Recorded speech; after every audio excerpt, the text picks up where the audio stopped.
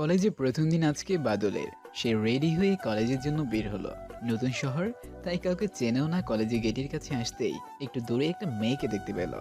মেয়েটার বর্ণনা কিছুটা এরকম: দেখতে সুন্দর, কিন্তু বাইকে গুন্ডা স্টাইলে বসে আছে আর সিগারেট খাচ্ছে। বাদল সেদিকে না তাকিয়ে সরাসরি কলেজে যেতে শুরু করলো। এদিকে গন্ডি দেখতে মেয়েটার নাম হলো ইরা। সে এখানকার লেডি ডন, শহরে বড় মাপের এক নেতার একমাত্র মেয়ে। তো এখন সে বাদলকে দেখে তার ফ্রেন্ডদের বলল, দেখ, এই খ্যাটটা কই থেকে আসলো রে? বুঝতে পারছি না রে। চল মজা নেওয়া যাক ছেলেটার সাথে। এই যে মিস্টার খ্যাট, এর কি শোনেন? নিহা বলল। দুইবার ডাকার পরেও বাদল না শোনার ভান করে চলে যাচ্ছিল।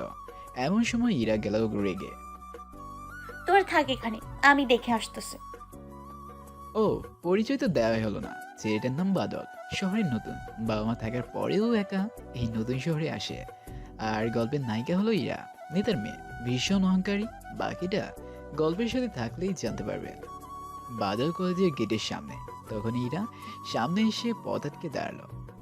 কিছু বলবেন? আমার ডাক না শোনার ভান করা বের করব। তোকে এতক্ষণ ধরে কি তোর মুখ দেখার জন্য ডাকলাম? হ্যাঁ, কথা কানে যায় না? ভয় না নাকি তুই? দেখুন, কিছু বলার থাকলে বলেন, আমার যেতে হবে। এসবের জন্য নষ্ট করার জন্য সময় নেই। আর ভদ্রভাবে কথা বলুন। এই যে মিস্টার খ্যাট, তোর সাথে কিসের ভদ্রতা? ছোট লোকের বাচ্চা, কিসের অহংকার রে? এত বড় বড় কথা বলিস তুই? দেখুন, আমি খ্যাত, ভালো কথা যা বলার আমাকে বলবেন, কিন্তু আমার বাবা মাকে নিয়ে কিছু বলবেন না, তাহলে কিন্তু ফল ভালো হবে না। 100 বার বলবো। কি করবি তুই? হ্যাঁ, কি করবি? ছোট লোকের বাচ্চা কোথাকার। বাদলের মাথাটা গরম হয়ে যায়। বাদল ঠাস ঠাস করে থাপ্পড় মেরে চলে যায় আর বলে, যত সব। এদিকে ইরার বন্ধুরা এইটা দেখে তো হাঁ হয়ে যায়। কলেজের লেডি ডনের গায়ে হাত দিছে। তোকে দেখে নিব। দেখা যাবে, আমি কাউকেই ভয় পাই না। ইরা রেগে একদম শেষ। সে আবার তার বাইকের কাছে এসে কারোর সাথে কথা বলে না, বাইক নিয়ে কলেজে ঢুকে পার্ক করে ক্লাসের দিকে যেতে লাগলো। ক্লাসে ঢুকতেই বাদলকে দেখতে পেয়ে রাগে বেড়ে ডাবল ভোল্টেজ হয়ে গেল। তাও কিছু বলতে পারলো না। একটা বান্ধবীর পাশে গিয়ে বসলো। এদিকে বাদল মেয়েটাকে দেখলো, সে দেখে কোনো ভ্রক্ষেপই নেই তার। এরকম সময়ে স্যার ক্লাসে আসলো। এসে বাদলকে সামনে ডাকলো। এই হচ্ছে বাদল, খুব ভালো স্টুডেন্ট, আমাদের কলেজে নতুন। বলেই বাদলকে বসতে বলল। এরা মনে মনে প্রতিশোধ নেওয়ার কথা ভাবতে ভাবতে জানতে পারলো ছেলেটার নাম বাদল। সবাই ক্লাসে মনোযোগ দিল।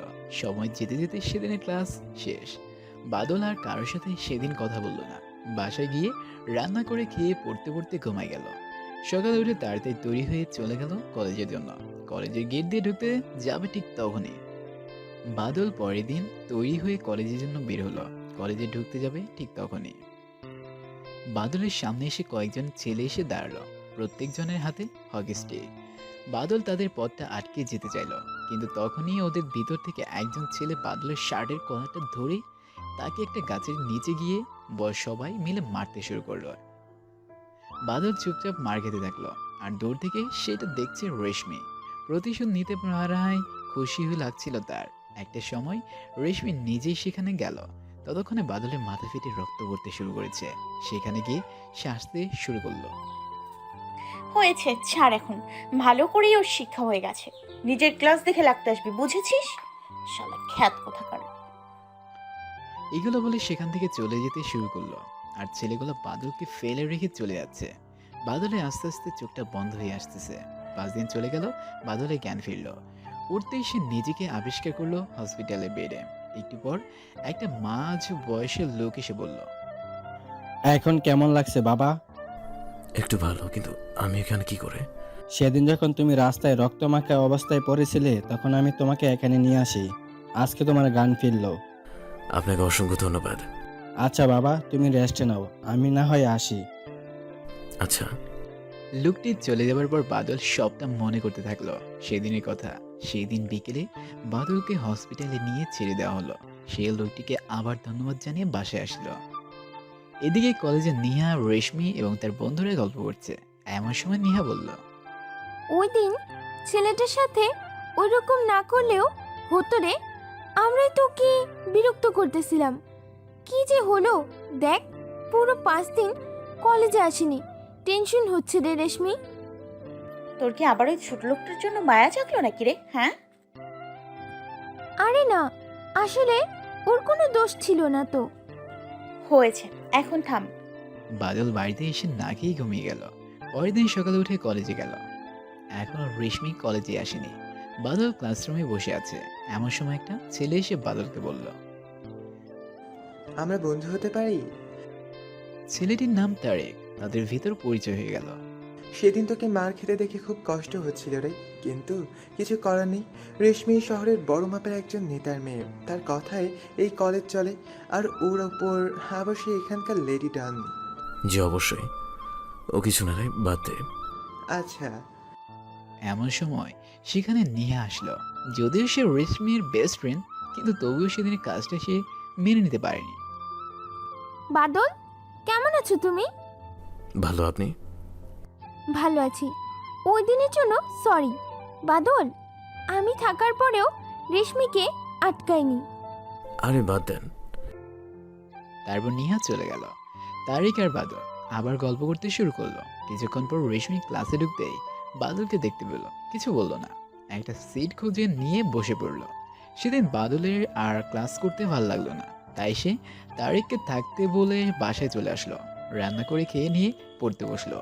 পড়তে পড়তে কখন যে ঘুমিয়ে গেছে সে নিজেই জানে না। সকালে উঠে রেডি হয়ে কলেজে গেল।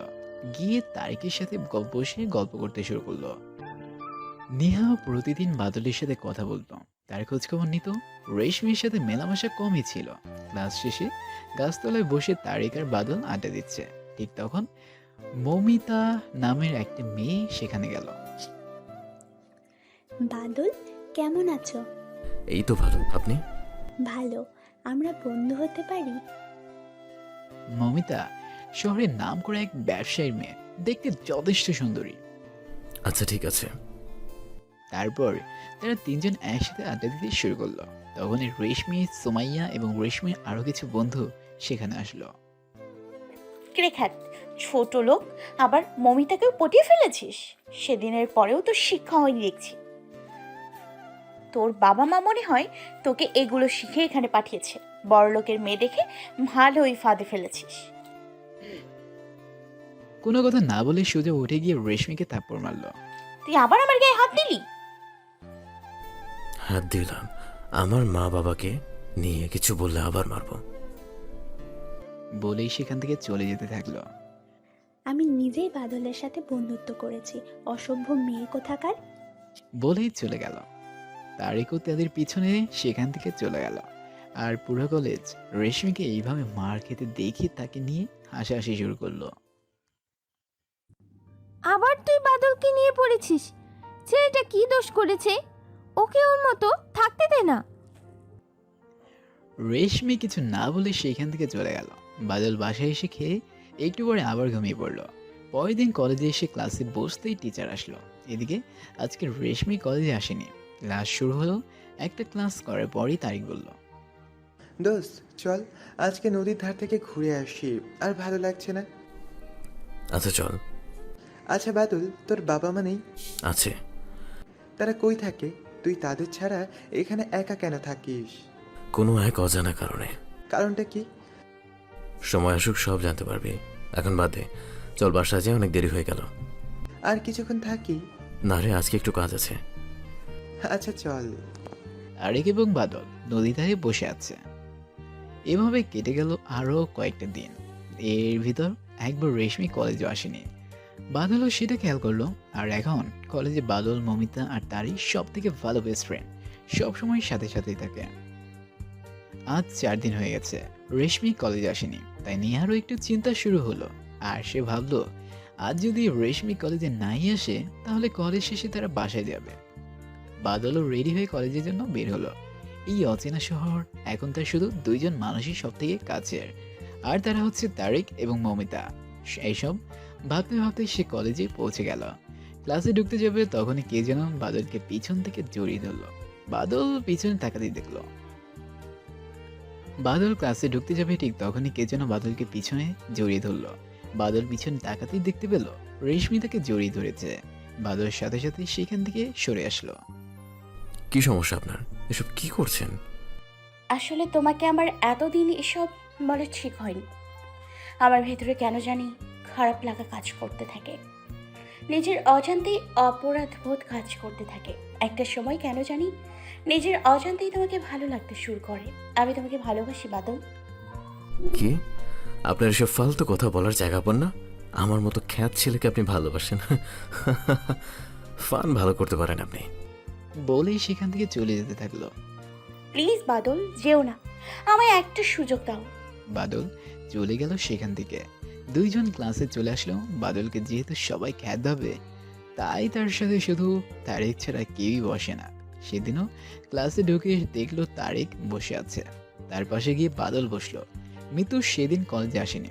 রেশমি ক্লাসরুমে ঢুকে দেখতে পেল যে বাদলের পাশেই শুধু একটা সিট খালি। মনে মনে ভাবলো ভালোই হয়েছে। রেশমি একেবারে গিয়ে বাদলের পাশের সিটে বসে পড়ল। বাদল তারেকের সাথে কথা বলতে ব্যস্ত থাকার কারণে সেটা খেয়াল করেনি। কিরে বাদল, রেশমির সাথে কি কথা বলছিলি? ওকে দেখলাম তোকে জড়িয়ে ধরেছে। আর বাদ দে তো সবের কথা। এই কথা বলে পাশে তাকাতে রেশমিকে দেখে চমকে উঠল বাদল। নিজেকে সামনে নিয়ে তারেকের দিকে মুখ ফিরিয়ে কথা বলতে শুরু করলো আবার। তখন স্যার ক্লাসে আসলো। সবাই ক্লাসে মনোযোগী হয়েছিল। বাদল একবার পাশ ফিরিয়ে তাকাতেই দেখলো রেশমি তার দিকে তাকিয়ে আছে। অস্বস্তি ভরা মুখ নিয়ে আবার সামনের দিকে তাকালো। ক্লাস শেষ, সবাই বের হচ্ছে। বাদল, তুই 1 মিনিট দাঁড়া, আমি একটা কাজ করে আসছি। কই যাস? আমিও আসি। না, তুই একটু থাক এখানে। আসলে তারিক যাচ্ছিল নেহার কাছে, কারণ সে জানতো নেহা হলো রেশমির বেস্ট ফ্রেন্ড। রেশমির মতো জেদি আর অহংকারী মেয়ে মার খাবার পরেও এমন করে ক্ষমা চাওয়ার আসল উদ্দেশ্য জানার জন্য।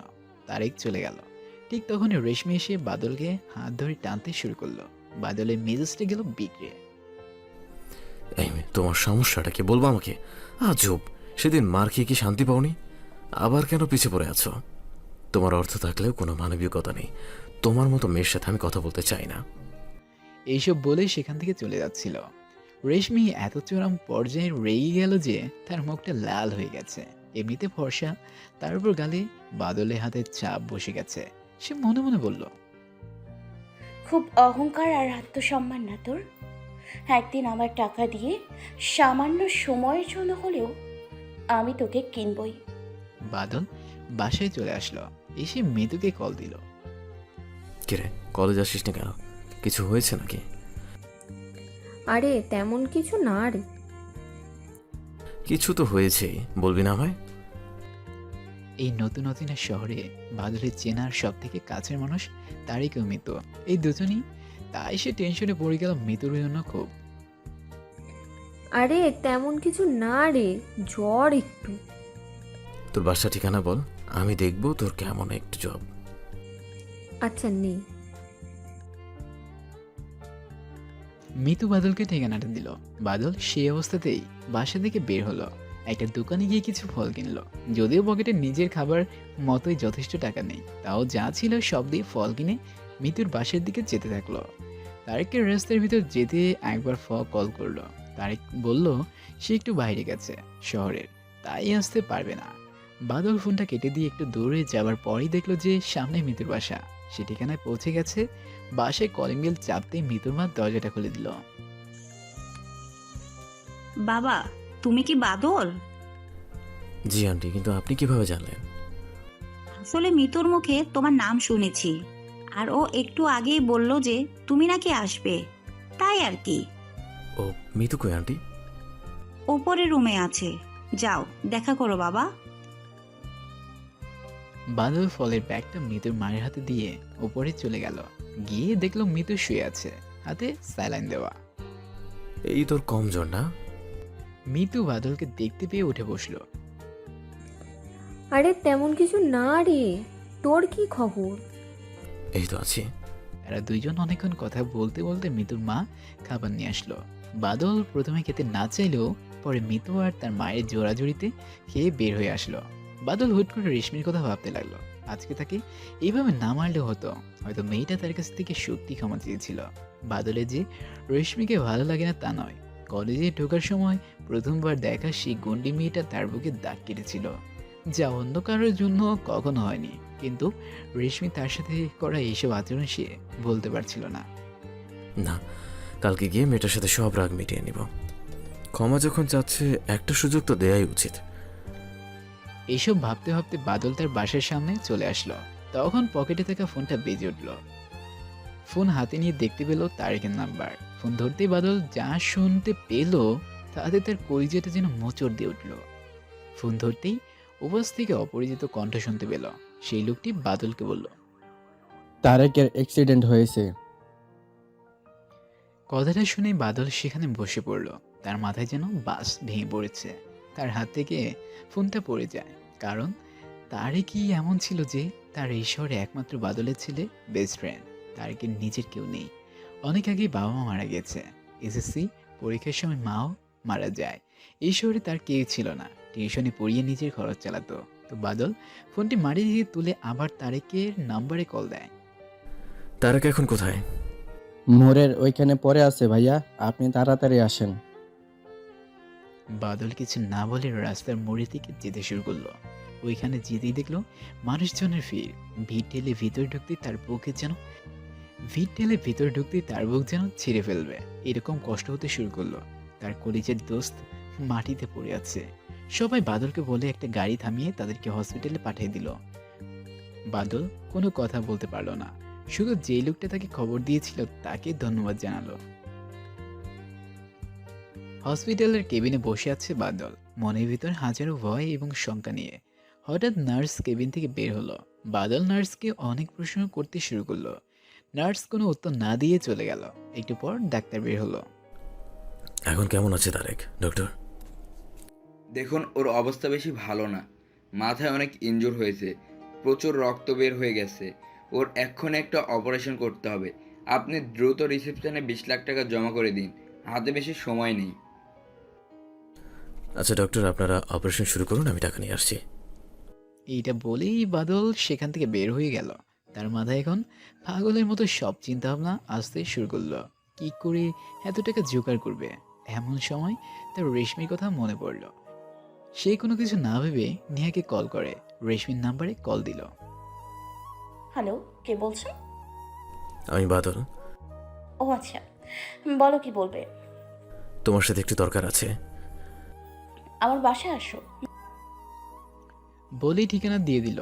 বাদল সেই মতো রেশমির বাসায় গিয়ে কলিং বেল চাপতেই রেশমির দরজাটা খুলে দিল। বলো কি দরকার। বাদল তারেকের অ্যাক্সিডেন্টের সব ঘটনা বলল। তারপর নিজের মনের কথাও বলে দিল। আর বলল যে সব শোনার পর রেশমি হাসতে শুরু করলো। বাদল কিছু না বলে চুপচাপ দাঁড়িয়ে আছে। তারপর রেশমি বলতে শুরু করলো, তুই কি ভাবছিস? তুই কি ভেবেছিস ছোট লোকের বাচ্চা তোকে আমি ভালোবাসি? আমি তোকে ওইসব বলেছিলাম ভালোবাসি তোর ওপর থেকে প্রতিশোধ নেওয়ার জন্য। এখন তো দেখছি পাখি নিজে এসছে।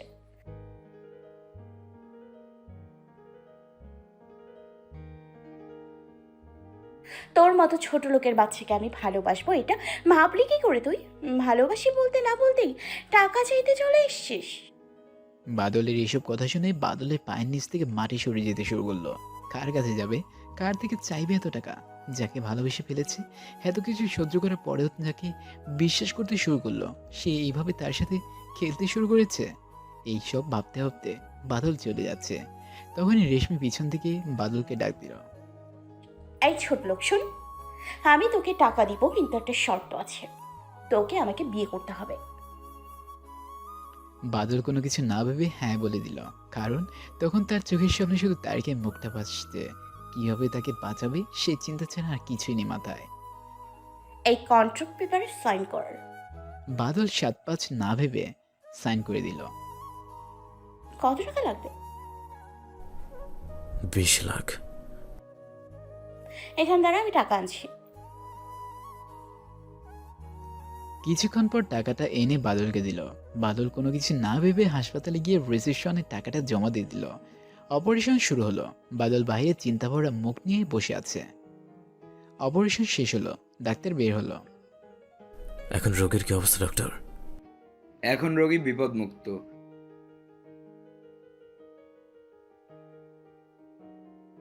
ধন্যবাদ।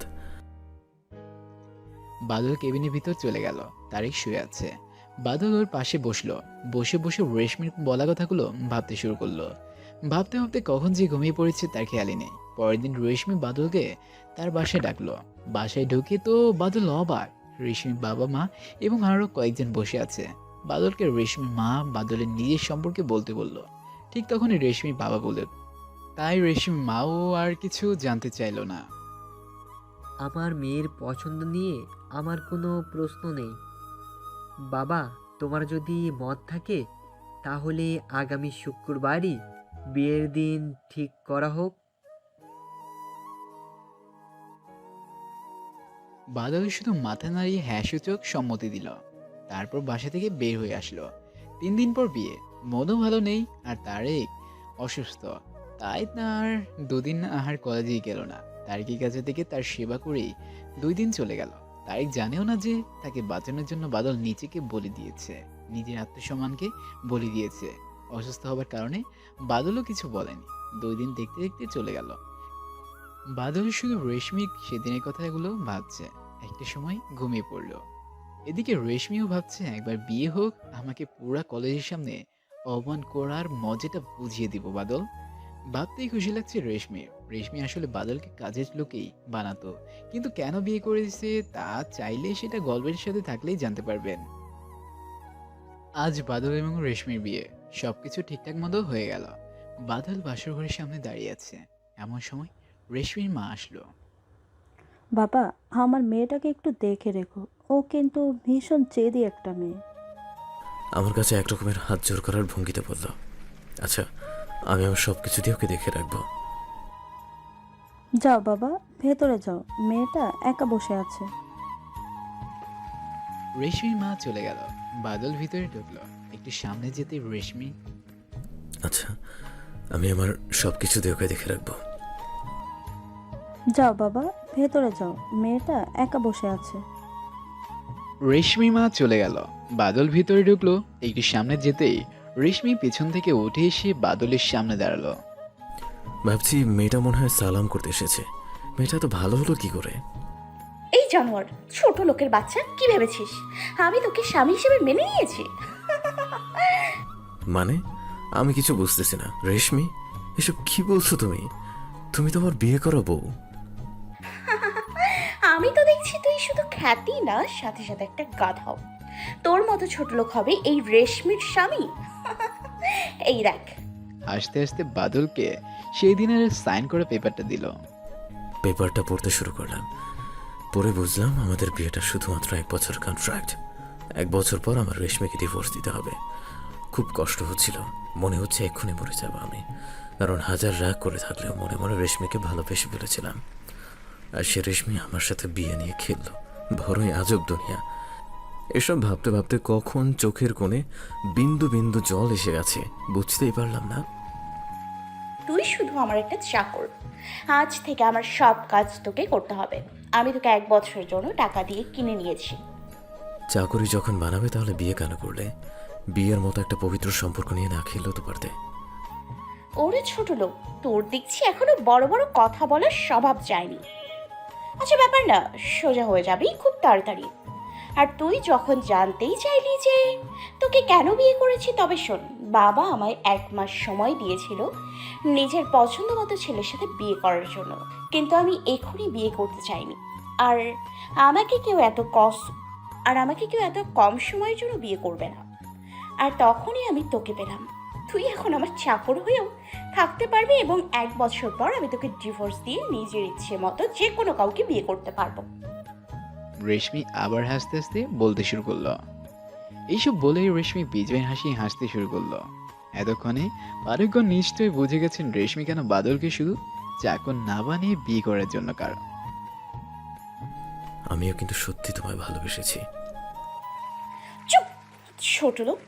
আমার মাসের খরচ জানিস তুই? আসছে আমায় ভালোবাসতে। তোর তো দেখছি বিয়ে করে ভালোই সাহস বেড়ে গেছে। বলে ঠাস ঠাস বাদলকে আবার থাপ্পড় মারলো রেশমি। তারপর বলল, খবরদার নিজেকে আমার স্বামী ভাববি না। টাচ করার সময় তো দূরেই থাকলো। যা গিয়ে মাটিতে শুয়ে পড়। এটা বলেই রেশমি গিয়ে বিছানায় শুয়ে পড়ল। কখন যে চোখ থেকে পানি পড়তে শুরু করেছে নিজেও জানি না। আসলেই ভালোবাসা বলতে কিচ্ছু হয় না, কিন্তু আমার যে আজ কিছুই করার নেই। টাকার জন্য নিজেকে বিক্রি করে দিয়েছি 1 বছরের জন্য। এসব ভাবতে ভাবতে মাটিতে গিয়ে শুয়ে পড়লাম। সকাল হয়ে গেছে, বাদলের ঘুম ভেঙে গেল, কিন্তু বাদলের ঘুম নিজে থেকে ভাঙেনি। বাদল চোখ খুলতেই দেখলো তার পুরো শরীর ভেজা। মাথায় হাত দিয়ে দেখলো, পাশে তাকাতে দেখলো রেশমি দাঁড়িয়ে আছে রাগি লোক নিয়ে। কি হয়েছে রেশমি? আর আমি ভিজলাম কি করে? তুই ভিজবি না তো কি আমি ভিজবো? বাবু সোনা বলে তোর ঘুম ভাঙাতে হবে? না না, তা না, ডাকলেও তো পারতে। চুপ কর। আজকে কলেজ করে ছুটি নিয়ে আসবি। কেন? আমরা কি কোথাও ঘুরতে যাচ্ছি নাকি? ছোট লোকের শখ কত, তুই আবার কাজের লোক, তোর সাথে ঘুরতে কেন যাব? তুই নতুন বাসাতে যাব, সেই সব কাজ তোকে করতে হবে, তাই ছুটি নিতে বলেছি। সেটা ভালো করে বললেও তো হতো রেশমি।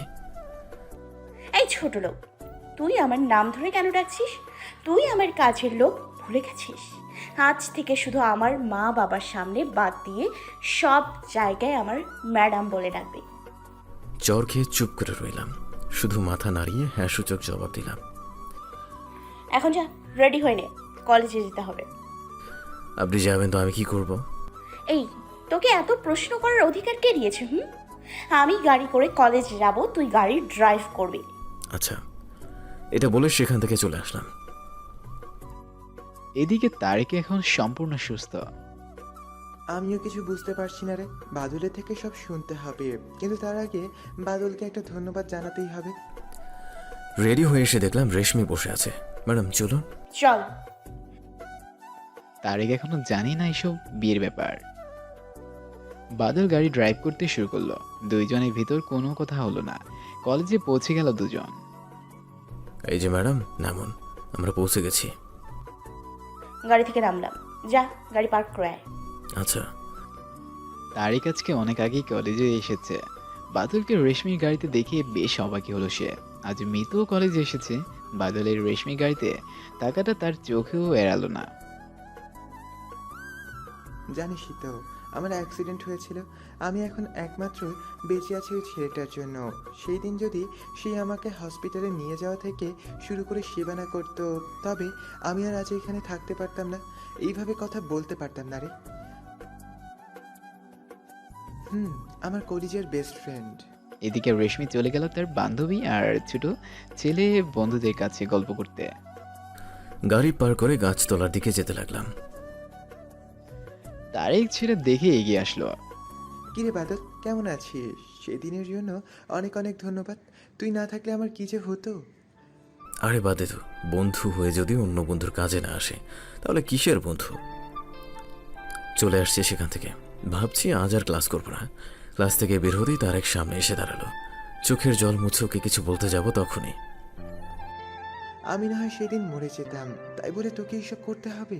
বাদলকে মেরে কান্না করে ওকে বুকে জড়িয়ে নিলাম। এই সবের কি দরকার ছিল বাদল? আমার জন্য নিজের জীবন কেন বলি দিলি? আমার কাছে তোর প্রাণ বাঁচানোটা তখন বেশি জরুরি ছিল। তারকের দিকে তাকাতে দেখলাম ও কাছে। তার কাঁদছিস কেন? তুই আমাকে এত ভালোবাসিস। এখন বাদ সব। তোর খুব কষ্ট হচ্ছে তাই না রে? আমার জন্য আজকে তোর আত্মসম্মান বিক্রি হয়ে গেল। আরে বাদ দে না। তুইও তো কাঁদছিস। মাহিরের কথায় বাদলের চোখে হাত দিয়ে দেখলেও তার চোখে পানি, কিন্তু আর বলতে পারল না। স্যারের কাছ থেকে ছুটি নিয়ে বাসায় চলে আসলো। এদিকে রেশমি সব ক্লাসই করলো। ক্লাস শেষে নিহাকে দেখতে পেল। কিরে নিহা, তখন তুই ওইভাবে চলে গেলি কেন? কিছু না বলেই চলে আসলাম। বাসায় আসার পর কেন জানি বাদলের কথা মনে পড়ছে না, একটু খোঁজ নেই। বাদলের নঙে ফোন দিলাম। হ্যালো। বাদল, আমি নিহা। জি, চিনতে পারছি। ফোন দিলেন যে, কোনো দরকার আছে কি? এমনি। কি ফোন দিতে পারি না নাকি? তোমার খোঁজ নেওয়ার জন্য ফোন দিলাম। কি করো? জি পারেন, আপনার যখন ইচ্ছা ফোন দিন, আমি বসে আছি। আপনি কি করেন? আমিও। এমন সময় রেশমিও বাড়িতে আসলো।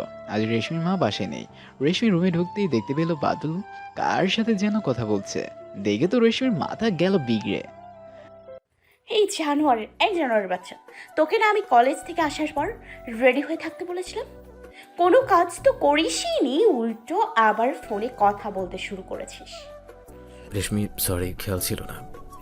এই ছোট লোকের বাচ্চা, তুই আমার চাকর, সেটা কি ভুলে গেছিস? আমার নাম ধরে ডাকছিস কোন সাহসে? বলেছি না ম্যাডাম বলে ডাকবি। Sorry madam. এতক্ষণ ফোন কাটেনি নিহা। রেশমি এসব কথা সেও শুনছিল। রেশমি নিহার বেস্ট ফ্রেন্ড হওয়া সত্ত্বেও কেন যেন ঘৃণা জন্মাচ্ছিল নিহার রেশমির উপর। সে এইসব কথা সহ্য করতে না পেরে ফোনটা কেটে দিল। কথাটা যেন মনে থাকে। এখন রেডি হয়ে নে, আজই আমরা নতুন বাসায় চলে যাব। আচ্ছা। খাওয়া শেষ করে দুইজন রেডি হয়ে নতুন বাসায় গেল। গাড়ির ভিতর কেউ কারোর সাথে কথা বলল না। বাড়িতে পৌঁছে গেল দুইজন। বাদলকে গাড়ি পার্ক করতে বলে রেশমি সেখানে দাঁড়িয়ে রইল। বাদল আসতেই চল এখন। চলুন। গাড়িতে গিয়ে পুরো বাসা গোছানো থেকে সব কাজ বাদল করলো। রাত হয়ে গেল কাজ শেষ করতে করতে। আমার খাবার রেডি কর। আমি তো রান্না করতে পারি না। এইসব আমি জানি না। 15 মিনিটের ভেতর ডিনার রেডি করবি তুই। বাদল কিছু না বলে রান্নাঘরে চলে গেল। রান্না করলো পরোটা, ডিম ভাজি আর তার সাথে টমেটো চাটনি। প্লেটে পরিবেশন করে রেশমিকে ডাকলো। রেশমি এতে খেতে বসলো। খাবার মুখে দিতেই এসব মানুষ খায়? এত লবণ? বলে প্লেটটা বাদলের দিকে ছুঁড়ে মারলো। বাদল চুপচাপ এক মনে দাঁড়িয়ে আছে। যা এক্ষুনি বাইরে থেকে খাবার নিয়ে আয়। বাদল এত রাতে বাইরে চলে গেল খাবার কিনে। আবার বাসায় এসে রেশমিকে সেগুলো পরিবেশন করে দিল। রেশমি খেয়ে ঘরে চলে গেল। বাদল সেদিনও না খেয়েই অন্য ঘরে গিয়ে ঘুমিয়ে পড়লো। পরের দিন কলেজে গেল দুজন একই সাথে। রেশমি চলে গেল ওর বন্ধুদের কাছে। বাদল, মাহি আর ঈশা। ঈশা নাম দিলাম গাছতলায় বসে কথা বলছিল।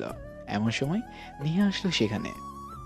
বাদল সরি, কালকে আমার জন্য তোমাকে এত কথা শুনতে হলো। আরে তেমন কিছু না। না আসলে দোষটা আমারই, তোমাকে তখন ফোন দেওয়াটা ঠিক হয়নি। আরে ওসব কিছুই না। নিহা, ঈশা আর মাহিকে সব কথা বলল। কাল যা যা ফোনে শুনেছে সব বলল। মাহিরে খুব কষ্ট হতে শুরু করলো। ঈশার তো মাথায় আগুন। তোরা থামতো। এমন সময় বাদলের চোখ গেল সামনে। দেখলো সেখানে রেশমি এবং তার বন্ধুরা দাঁড়িয়ে আছে। রনি বারবার রেশমির গায়ে হাত দিচ্ছে। রনি রেশমির বন্ধু। বাদলের এটা দেখে যেন মাথায় রক্ত উঠে গেল। যতই হোক না কেন সে রেশমিকে মন থেকে ভালোবাসে। আর এখন রেশমি তার স্ত্রী। বাদল, তোমার সাথে আলাদা করে আমার কিছু কথা ছিল। একটু পরে কথা হবে। বলেই উঠে সেখানে গিয়ে ঠাস ঠাস করে থাপ্পড় মারল। তুই আমার স্ত্রীর গায়ে হাত কেন দিবি? আবার মারলাম রনিকে। রেশমি পায়ের জুতা খুলে সেইটা নিয়ে সবার সামনে বাদলকে মারতে শুরু করলো। আমার বন্ধু আমার সাথে কি করবে সেটা ওর আর আমার বিষয়। মারতে মারতে এই কথা বলছি। নিশ্চুপভাবে মার খাচ্ছি, সবাই আমাকে দেখে হাসছে। দূর থেকে ঈশা, নিহা এসব দেখে সেখানে গিয়ে দুইজন মিলে রেশমিকে থামালো। মাহি শুধু দূর থেকে এসব দেখছে আর তার মনের ভিতর খুব জন্মা নিচ্ছে। সেখান থেকে ক্লাসে চলে আসলাম। নড়াচড়া করবার শক্তিও নেই। কোনো মতো একটা ক্লাস করে ছুটি নিয়ে চলে আসলাম। এদিকে রেশমির রাগ যেন আরো বেড়ে গেছে। রেশমি এসব ভাবতে ভাবতে ক্লাস শেষ করে দোকানে গেল। একটা বেল্ট কিনলো। তারপর বাসে গিয়ে একটা কলিং বেল চাপলো। বাদল দরজা খুলে দিতেই রেশমি এসব ভাবতে ভাবতে ক্লাস শেষ করে দোকানে গেল। একটা বেল কিনলো। তারপর বাসায় গিয়ে কলিং বেল চাপলো। বাদল দরজা খুলে দিতেই রেশমি ধাক্কা দিয়ে ফেলে দিল বাদলকে মাটিতে। তারপর বেল দিয়ে মারতে শুরু করলো। ইচ্ছা মতো মারতে থাকলো, কিন্তু বাদল কিছুই বলছে না। তার মনে হয় কোনো অনুভূতি কাজই করছে না, কারণ সে তো নিজেকে বিক্রি করে দিয়েছে। একটা সময় রেশমি মারতে মারতে ক্লান্ত হয়ে থেমে গেল। বাদল চুপচাপ মাটিতে বসে আছে। বেল্টের মারের কারণে কোনো কোনো জায়গা কেটে গিয়ে রক্ত বের হচ্ছে। বাদলের সেদিকে কোনো খেয়ালই নেই। যা গিয়ে আমার খাবার রেডি কর, আমি যাতে ফ্রেশ হয়ে এসে সব রেডি দেখি। কিছু না বলে চুপচাপ চলে আসলাম। যদিও ব্যথায় নড়াচড়া করতে পারবো না এরকম অবস্থায়, তারপরেও সবকিছু রেডি করলাম। এই তো সবে শুরু। বাদল, তুই আমাকে পুরা কলেজ ক্যাম্পাসের সামনে অপমান করেছিস, আমার গায়ে হাত তোলার সাহস দেখিয়েছিস, আমাকে রিজেক্ট করেছিস, আবার এখন আমার বেস্ট ফ্রেন্ড নেহাকে আমার কাছ থেকে কেড়ে নিয়েছিস। বলেই রুম থেকে বেরিয়ে আসলাম। রেশমি খেয়ে উপরে চলে গেল।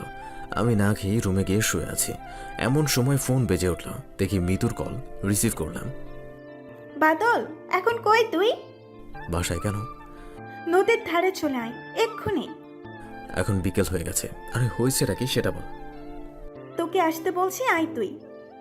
আচ্ছা, কোনো কিছু আর বললাম না। নদীর ধারে চলে গেলাম।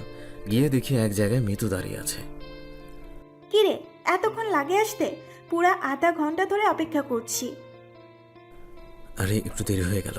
তো কেন ডাকলি? কোনো দরকার আছে কি? এমনি। কি আর ডাকতে পারি না? না, তা নয়। এমন সময় মিতুর চোখ পড়ল বাদলের ঘাড়ের দিকে। দাগ দেখে বুঝতে পারলো বেল দিয়ে মারার জন্য এই দাগটা হয়েছে। কারো ঘাড়ে যদি এমন দাগ হয় তাহলে সারা শরীরে কেমন অবস্থা হবে ভাবতে নিজের ভিতর আটকে উঠল। তাও নিজেকে সামলে নিল। তোর ঘাড়ে কি হয়েছে দেখি? বুঝতে পারলাম মিতুর চোখে কিছু পড়েছে। লুকানোর চেষ্টা করলাম কিন্তু পারলাম না। ইস, কিভাবে মেরেছে! জানোয়ারও মনে হয় এতটা হিংস্র হয় না। আরে বাদ দে সব। আজ এখানে একবারে খেয়ে তারপর যাবি। কিসের বাদ দিব? তুই চল এক্ষুনি আমার বাসায়। ওষুধ তো লাগাসনি বোঝাই যাচ্ছে। চুপচাপ আমার বাসায় চল এখন, না হলে আমার থেকে বেশি খারাপ কেউ হবে না। প্রথমে না করলেও লাভ হলো না। জোর করে আমাকে নিয়ে গেল। তারপর ওষুধ লাগিয়ে দিল। আমি আর কিছু বললাম না। মিতুর মা এসে সব দেখে আর কিছু বলল না। একটা হাসি দিয়ে চলে গেল। আমিও কিছু বুঝলাম না কি ছিল সেই হাসির মানে। না রে, এখনই যেতে হবে। চুপ, 1 মিনিট দাঁড়া, আমি আসছি। বাদুলের জন্য খাবার নিয়ে গেলাম, তারপর ওকে তুলে খাইয়ে দিলাম। এখন যাই? আচ্ছা যা, সাবধানে যাস, কাল দেখা হবে। আচ্ছা। অনেক রাত হয়ে গেছে, প্রায় 10টা বাজে। রেশমির খাওয়া এখনো হয়নি। তাড়াতাড়ি বাসায় চলে গেল বাদল। বাসায় ঢুকতেই, এই ছোট লোকের বাচ্চা, কই গিয়েছিল তুই? কয়টা বাজে দেখেছিস? আসলে একটু কাজ ছিল। তোর আবার কাজ? তাদের খাবার রেডি কর আমার, না হলে তোর কপালে দুঃখ আছে। আচ্ছা, রেশমি খাবার রেডি করে দিলাম। রেশমি খেয়ে চলে গেল। বাদলও সবকিছু পরিষ্কার করে রুমে গিয়ে শুয়ে পড়ল। সকালে অন্যদিনের মতো দুজনে একই গাড়িতে বসে কলেজে গেল। রেশমি গাড়ি থেকে নেমে চলে গেল। বাদল গেল গাড়ি পার্ক করতে। আজ তারা বেশ তাড়াতাড়ি কলেজে এসেছে। আর তারিক মিতু কেউ এখনো আসেনি কলেজে। বাদল গাড়ি রেখে গাছতলার দিকে যেতে থাকলো। তখনই নিয়ার সামনে এসে দাঁড়ালো। বাদল, তোমার সাথে আমার কিছু কথা আছে। বলার জন্য অনেক সুযোগ খুঁজেছি, কিন্তু রেশমি না হয় অন্য কেউ তোমার সাথে থাকার কারণে সুযোগটা পাইনি। জি বলো, কি বলবা? আচ্ছা বাদল, তুমি কি জানো তারেকর অ্যাক্সিডেন্ট কিভাবে হয়েছিল? কেন? জানি তো, ওকে একটা গাড়ি মেরে দিয়েছিল। এতটুকু ঠিক আছে বাদল, কিন্তু তুমি কি জানো যে তারেকের অ্যাক্সিডেন্ট রেশমি করিয়েছিল? আর যেই গাড়ি দিয়ে তারেকের অ্যাক্সিডেন্ট হয় সেটা রেশমি ড্রাইভ করছিল। কি বলছেন এসব জাতা? এটা হতেই পারে না। তারকের অ্যাক্সিডেন্ট করিয়ে রেশমির কে লাভ? এটাই হয়েছে বাদল। রেশমি আমার বেস্ট ফ্রেন্ড, ওর নামে মিথ্যা বলে আমার কি লাভ তুমিই বলো? ওই দিন যখন তুমি রেশমিকে মেরেছিলে তখন রেশমিকে আমি দেখেছি। সে গাড়ি ভাড়া করে তারেকের অ্যাক্সিডেন্ট করানোর জন্য, কারণ রেশমি বুঝতে পেরে গেছিল তোমাকে সে টাকা দিয়ে কিনতে পারবে না। আর অপমানের প্রতিশোধ নেবার জন্য সে এটা করলো, কারণ রেশমি জানতো তারেকের কিছু হলে তুমি ঠিক থাকতে পারবা না, আর তারেকের চিকিৎসার টাকার জন্য তুমি রেশমির কাছেই যাবা। এসব কথা শুনে আমার যেন পায়ের নিচ থেকে মাটি সরে যেতে শুরু করলো। কিছু বলতে পারলাম না, নিশ্চুপ দাঁড়িয়ে আছি। এটাই সত্যি বাদল, আমি এখন গেলাম, তোমাকে জানানোর দরকার ছিল তাই জানালাম। সারাদিন এসব ভাবতে ভাবতে কেটে গেল বাদলের। ক্লাসে মন দিতে পারলো না। তারিক বাদলের পাশে বসেছিল। কিরে বাদল, ক্লাস বাদ দিয়ে কি এত ভাবছিস? ও কিছু না রে। ক্লাস শেষ হলো। রেশমিকে বাদল গাড়িতে করে বাড়ি নিয়ে আসলো। বাড়ি আসার পর রেশমি উপরে চলে গেল। বাদলকে নিচে দাঁড়াতে বলে বাদল দাঁড়িয়ে আছে। রেশমি উপর থেকে বেল্ট এনে বাদলকে মারতে শুরু করলো। বাদল কিছু বলছে না, কারণ জানে এখন প্রতিদিনের এটাই তার প্রাপ্য। অভ্যাসের মতো হয়ে গেছে। রেশমি ক্লান্ত হয়ে থেমে গেল, উপরে চলে গেল। এমন সময় বাদল পিছনে থেকে ডাক দিল। এই যে ম্যাডাম, একটু শুনুন। কি হয়েছে বল। একটা সত্যি কথা বলবেন? কি বল। তারকের থেকে নাইস করলাম। অ্যাক্সিডেন্ট আপনি করিয়েছিলেন তাই না? হ্যাঁ আমি করিয়েছিলাম, তোকে কিনেও নিয়েছি। আর কিছু? নাইস তো আপনার কোনো ক্ষতি করেনি। আপনার তো ক্লাসমেট ছিল সে। যা করেছি আমি করেছি। যা করেছি বেশ করেছি। ছোট লোকের বাচ্চা, তোকে কৈফিয়ত দিতে হবে আমার? হ্যাঁ, আমি অনেক ছোট লোক, কিন্তু আপনার মতো না। আপনার প্রতি আমার একটা ভালোবাসা ছিল। আপনি যতই আমার উপর অত্যাচার করুন না কেন, সেটা কখনোই মুছে যেত না। কিন্তু আজ আমি যা জানলাম, তারপর থেকে কোনোদিন আপনার নামের সাথে ভালোবাসা নামের কোনো শব্দ বসাবো না। আপনার জন্য থাকবে শুধুই আমার ঘৃণা। চুপ ছোট লোক, তোর আবার ভালোবাসা আসছে বড় বড় কথা বলতে। চুপচাপ চলে গেলাম সেখান থেকে।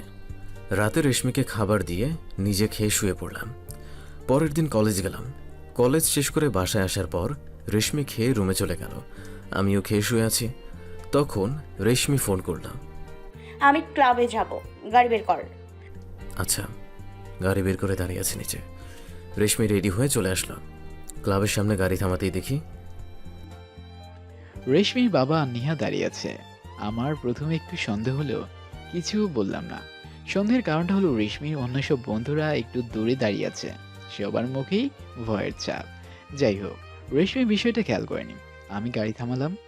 গাড়ি থেকে নামলাম, নেমেই আমার বন্ধুদের কাছে গিয়ে বললাম, কিরে তোরা সবাই এসছিস? নেহা কই? রেশমির কথা কেউ উত্তর দিল না। রেশমি একাই ক্লাবে ঢুকতে যাবে এমন সময় ঠাস ঠাস করে রেশমি থাপ্পড়ে ঝুঁক সামলাতে না পেরে মাটিতে পড়ে গেল। সি, তোমাকে আমি এই শিক্ষা দিয়ে মানুষ করেছি?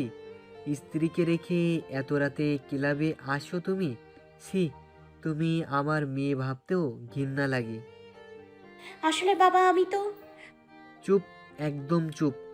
তোমার মুখে আমি আর একটা কথাও শুনতে চাই না।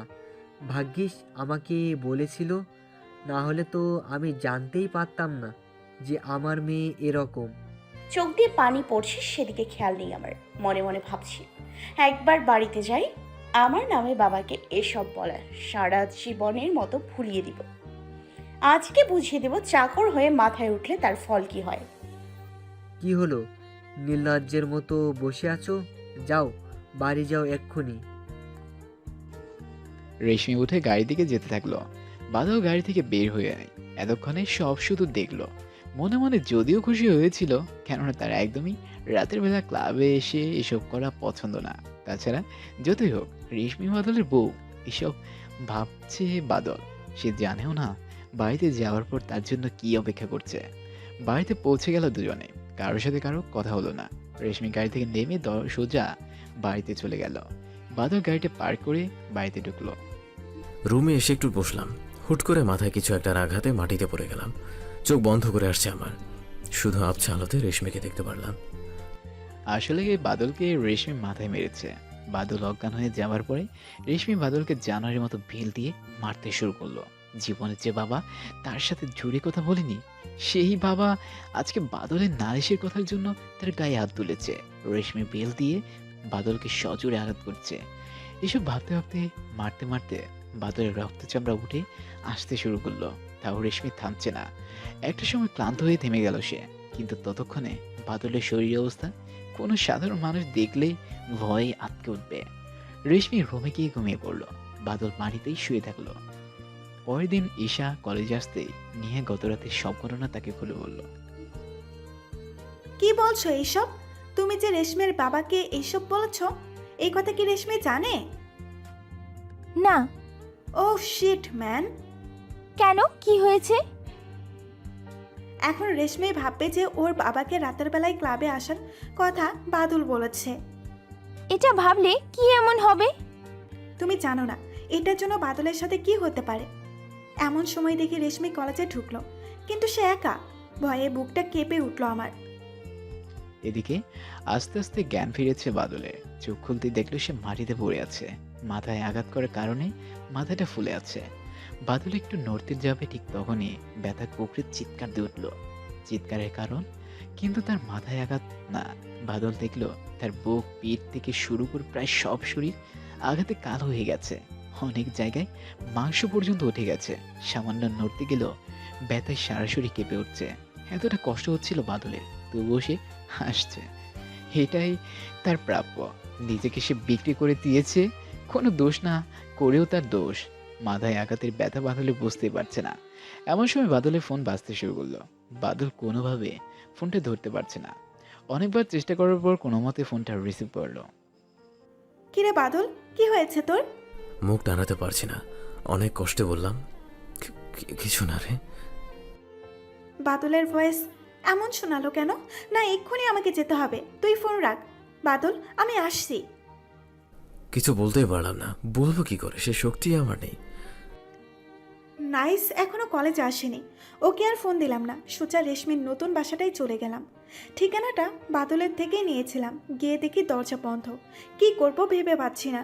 তখনই নাইসকে ফোন দিলাম। কলেজে কেন আসিসনি ঈশা? এখন এত কথা বলার সময় নেই, তুই এক্ষুনি আমার দেওয়ার ঠিকানায় চলে আয়। বলেই নাইসকে ঠিকানা দিলাম। বাদল কই, জানিস কিছু? ঈশার দেওয়া ঠিকানায় গেলাম, দেখি ঈশা দাঁড়িয়ে আছে। নাইসকে সব খুলে বললাম। ঈশার কথা শুনে অনেক চিন্তা হতে শুরু করলো। কোনো উপায় না পেয়ে বাসার দরজা ভেঙে ফেললাম। দুজনেই ভিতরে ঢুকে বাদলকে খুঁজতে শুরু করলো। একটু পরে বাদলের রুমে গিয়ে তারা দুজনেই যা দেখলো তাতে তাদের মাথায় যেন বাজ পড়লো। মাটিতে বাদল পড়ে আছে, সারা শরীর দিয়ে রক্ত ঝরছে।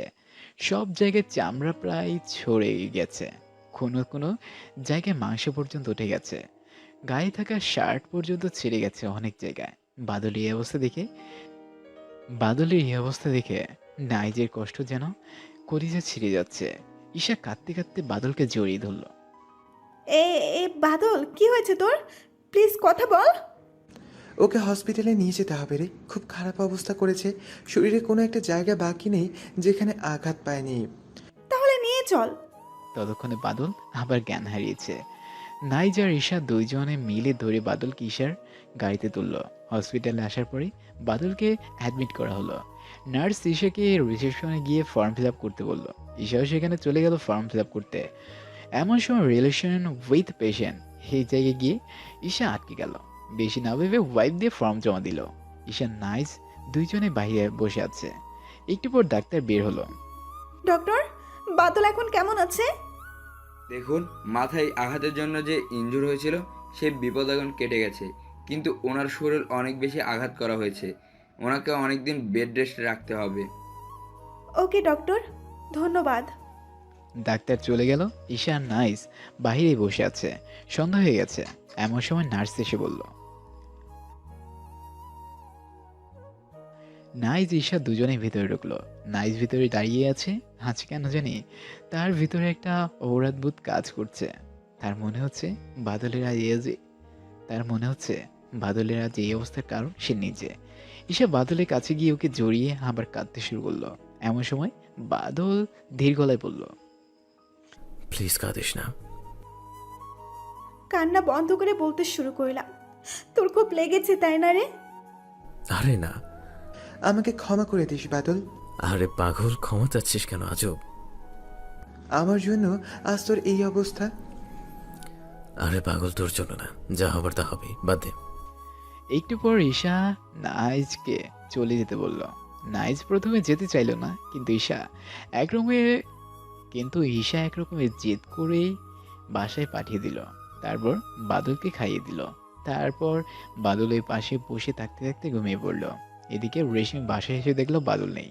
যদিও সে কলেজে ঈশা নাইজের এইভাবে বের হয়ে যাওয়া খেয়াল করেছিল, তাও মনে হচ্ছে যে ওরা যদি এসে না নিয়ে যায় তবে বাদল নিজ থেকে কোথাও যেতে পারবে না। ধ্যাত, আমি ওই ছোট লোকটার কথা এত ভাবছি কেন? যেখানে খুশি যাক, ওর জন্য বাবা আমার গায়ে হাত দিয়েছে, তার শাস্তি দিয়েছি। যা করেছি বেশ করেছি। রেশমি এসব ভাবতে ভাবতে খেয়ে নিল, তারপর ঘুমিয়ে পড়ল। পরের দিন কলেজে গিয়ে দেখলো আজ ঈশা আর নাইজও আসেনি, নেহাও আসেনি, কিন্তু সেটা রেশমি খেয়ালও করেনি। সকালে উঠে ঈশা বাদলকে খাইয়ে দিল। এখন বাদল কথা বলতে পারছে একটু। তারপর ঈশা নিয়াকে ফোন করে সব কিছু বলল। নেহা আর নাইস একটু পর আসলো। তিনজনেই বাদলের কাছে বসে আছে। আমাকে মাফ করে দাও বাদল। আমি রেশমির বাবাকে না ডাকলে এমন কিছুই হতো না। আরে বাদ দাও, ওসব কিছুই না।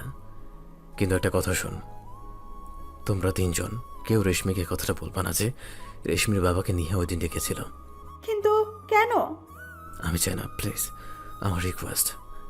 আচ্ছা, বলবো না। একটু পর নেহা চলে গেল, নাইজও একটা কাজে বাইরে গেল। ঈশা একা বসে আছে। একটু পর ডাক্তার আসলো। আজ রোগীকে বাসায় নিয়ে যেতে পারেন, শুধু বেড রেস্টে রাখলেই হবে, আর একটু দেখাশোনা করতে হবে। ওকে ডক্টর। ডাক্তার চলে গেল। আজকে তাহলে বাসায় চলে যাব। রেশমিকে ফোন করে বলে দে তো একটু আমার ফোন দিয়ে। চুপ থাক তুই। তোকে এখন ফুল বেড রেস্ট থাকতে হবে। আমাকে বাসায় যেতে হবে রে। তুই এখন চুপচাপ আমার বাসায় যাবি, আর একটা কথাও শুনবো না তোর আমি। ঈশা বাদলকে নিজের গাড়িতে তুলল, সাথে হসপিটাল আর দুইজন ছেলে স্টাফকে সাথে নিল, কারণ বাদল হাঁটতে পারবে না আর ঈশা একা একা ওকে রুমেও নিয়ে যেতে পারবে না। তারপর বাসায় এসে কলিং বেল চাপলো। ঈশার মা দরজা খুলতেই ঈশা বাদলকে নিজের গাড়িতে তুলল, সাথে হসপিটালে আর দুইজন ছেলে স্টাফকেও সাথে নিল, কারণ বাদল হাঁটতে পারবে না আর ঈশা একা একা ওকে রুমেও নিয়ে যেতে পারবে না। তারপর বাসায় এসে কলিং বেল চাপলো। ঈশার মা দরজা খুলতেই কিরে, কই ছিলি কালকে? তুই বাসা আসিসনি কেন? জানিস আমাদের কত টেনশন হচ্ছিল। মা, বাদলকে নিয়ে হসপিটালে ছিলাম, আর ফোনে চার্জ ছিল না। কেন, বাদলের কি হয়েছে? সব বলবো মা, কিন্তু এখন আগে বাদলকে ঘরে নিয়ে যাই। এরপর ঈশার মা আর আটকালো না। ঈশা বাদলকে রুমে শুয়ে দিল, খাবার এনে বাদলকে খাইয়ে দিল, ওষুধ খাইয়ে বাদলকে ঘুম পাড়ালো। তারপর নিচে আসতেই কি হয়েছে রে বাদলের? আমাকে সব খুলে বলতো।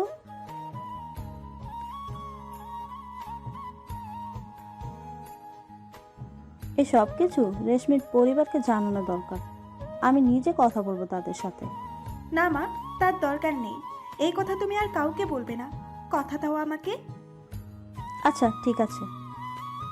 ঈশা তার মাকে প্রথমে থেকে শেষ পর্যন্ত সব বলল। ঈশা দেখলো তার মায়ের চোখ দিয়ে জল পড়ছে। ঈশা নিজের রুমে গিয়ে শুয়ে পড়ল, বিছানায় শুতেই ঘুমিয়ে পড়ল। এদিকে 2 দিন ধরে বাদলকে না দেখে রেশমি বাদলকে মিস করতে শুরু করলো। রেশমি শুয়ে শুয়ে ভাবছে যে কি হলো ছেলেটার। একসময় ঘুমিয়ে পড়ল সে। সকালে কলেজে গিয়ে দেখে আজকেও বাদল আসেনি। আবার তখনই ভাবলো যে কি দরকার এত ওই ছোট লোকের বাচ্চার কথা ভাবার। আজ ঈশা কলেজে গেল, যেতেই নাইজ সামনে এসে দাঁড়ালো।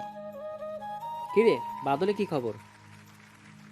এখন একটু সুস্থ রে, কিন্তু সপ্তাহখানেকের মতো রেস্ট করতে হবে। ও, কলেজ শেষে দেখা করতে যাবো ওর সাথে। আচ্ছা। ক্লাস শেষে দুইজনে একসাথে ঈশার বাসায় গেল। আর এদিকে নিহাদ রেশমিকে একদমই সহ্য করতে পারছে না। এরকম অবস্থা। রেশমি কারণ জানতে চাইলেও সে কিছু বলে না। সেদিন রাতেও সত্যিটা বলতে পারে না বাদলের জন্য। নাইজ এবং ঈশা দুজনে বাসে পৌঁছে গেল। কিরে বাদল, এখন কেমন লাগছে? কেমন আছিস? তোদের মতো এত ভালো বন্ধু থাকতে খারাপ কিভাবে থাকি বল? আমার জন্যই তোর এই অবস্থা রে। এই কথা আর একদম বলবি না। এরপর তিনজন একসাথে দুপুরে খাবার খেলো। নাইজ একটু পর বিদায় জানিয়ে চলে গেল। রাতে ঈশা বাদলকে খাইয়ে দিয়ে একটু গল্প করতে করতে কখন যে ঘুমিয়ে পড়েছে সে নিজেই জানে না। ঈশা যেখানে বসেছিল ঈশা সেখানে বসে বসেই ঘুমিয়ে পড়েছে। মাঝরাতে কারো একজনের গঙ্গানির শব্দ শুনে ঈশার ঘুম ভেঙে গেল। ঘুম থেকে উঠে সে দেখতে পেল বাদল ব্যথায় ঘুমাচ্ছে। আসলে যেসব জায়গায় জখম হয়ে গেছে সেখানে ব্যথা করছে, ওষুধের প্রভাব কমে যাওয়ার কারণ। ঈশা বাদলের পিঠে সেঁক দিয়ে দিল হালকা করে। বাদলের ব্যথা একটু কমে যাওয়ায় বাদল ঘুমিয়ে পড়ল। এভাবে যত্ন করতে করতে কেটে গেল 2 সপ্তাহ। বাদল এখন পুরোপুরি সুস্থ। সকাল হতে ঈশা বাদলের পাশে বসে ওকে খাইয়ে দিচ্ছে। বাদলের কেন যেন অভ্যাস হয়ে গেছে ঈশার হাতে থলে খাওয়ার। খেতে খেতে বসে বলল, আজ বাসায় যাবো রে। আমি এখন পুরোপুরি সুস্থ, আর তাছাড়া আমি এমনিতে একজনের কাছে চুক্তিবদ্ধ। দুইজনে একসাথে কলেজে গেল। আজ রেশমি আগে কলেজে এসেছে। ঈশা গাড়ি থেকে বাদলকে নামালো। বাদল একটু সুস্থ হলেই পায়ে হালকা ব্যথা ছিল, তাই বাদল পড়ে যেতে নিলে ঈশা ধরল আর বাদলের হাতে নিজের ঘাড়ের উপর বাদলকে ধরে ক্লাসের দিকে নিয়ে যেতে থাকলো। রেশমি বাদলকে দেখতে এসে ওর গলার কলারটা চেপে ধরলো। কই ছিলি এতদিন? আসলে রেশমিরও কষ্ট হচ্ছিল, কিন্তু বসে সেটা বুঝতে পারেনি। এতদিন পর বাদলকে দেখে আর নিজেকে সামলাতে পারেনি। ঈশা রেশমিকে মারবে এমন সময় ওকে আটকালাম। তারপর রেশমির হাতটা ছাড়িয়ে নিয়ে বলতে শুরু করলাম, আমি আপনার চাকর, আমার সাথে আপনি যা খুশি করতে পারেন।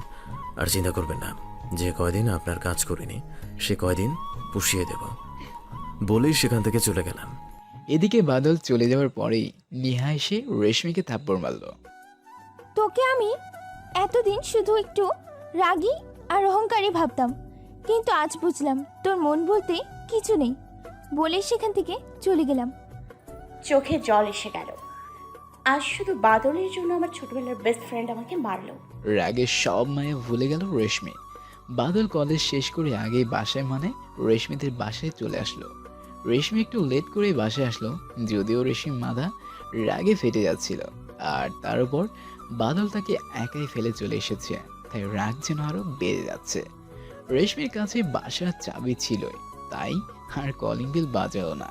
সোজা বাসাতে ঢুকে সে দেখলো বাদল তাকে মারার বেলটা দিয়ে বসে আছে। রেশমিকে দেখে সে উঠে আসলো। নিন, মারুন আমাকে, আজকে তো এখনো মারা হয়নি। রাগ উঠেছিল, বেল্টটা নিয়ে মারতে শুরু করলাম। একটু পর ওপরে চলে গেলাম। রেশমির মার খেতে খেতে অভ্যাস হয়ে গেছে, তাই এখন আর কিছু মনে হয় না। এখনো গায়ের দাগ মেশেনি, কিন্তু তারপরও ওর মারের একটা আঘাতও লাগেনি আমাকে। চুপচাপ উঠে গিয়ে রেশমির খাবার রেডি করলাম। খাওয়া শেষ করে ওপরে উঠে এসে শুয়ে পড়লাম। আজ কেন জানি বাদলের জন্য মন খারাপ লাগছিল, কিন্তু বেশি ভাবলাম না। এদিকে ঈশা বাদলের কথা ভাবছে। এই কয়েকদিন বাদলের সাথে খাওয়ার অভ্যাস হয়ে গেছে তার। না খেয়ে চলে গেল ঈশা, আর বাদল একটু খেয়ে ঘুমিয়ে পড়লো। পরের দিন বাদল আর রেশমি একসাথে কলেজে গেল। বাদল গাছতলায় ঈশা, নিহা, নাইজের সাথে গল্প করছে। রেশমির খুব রাগ হচ্ছে বাদলের উপর। বাদল তার বেস্ট ফ্রেন্ড নিহাকে তার কাছ থেকে কেড়ে নিয়েছে। রেশমি তার বন্ধু রনের কাছে যেতে। কিরে রেশমি, আজ রাতে তোকে ড্রিঙ্কস পার্টিতে ইনভাইট করেছি, তোকে কিন্তু আসতেই হবে। আচ্ছা যাব। দিনটা কেটে গেল। ক্লাস শেষ।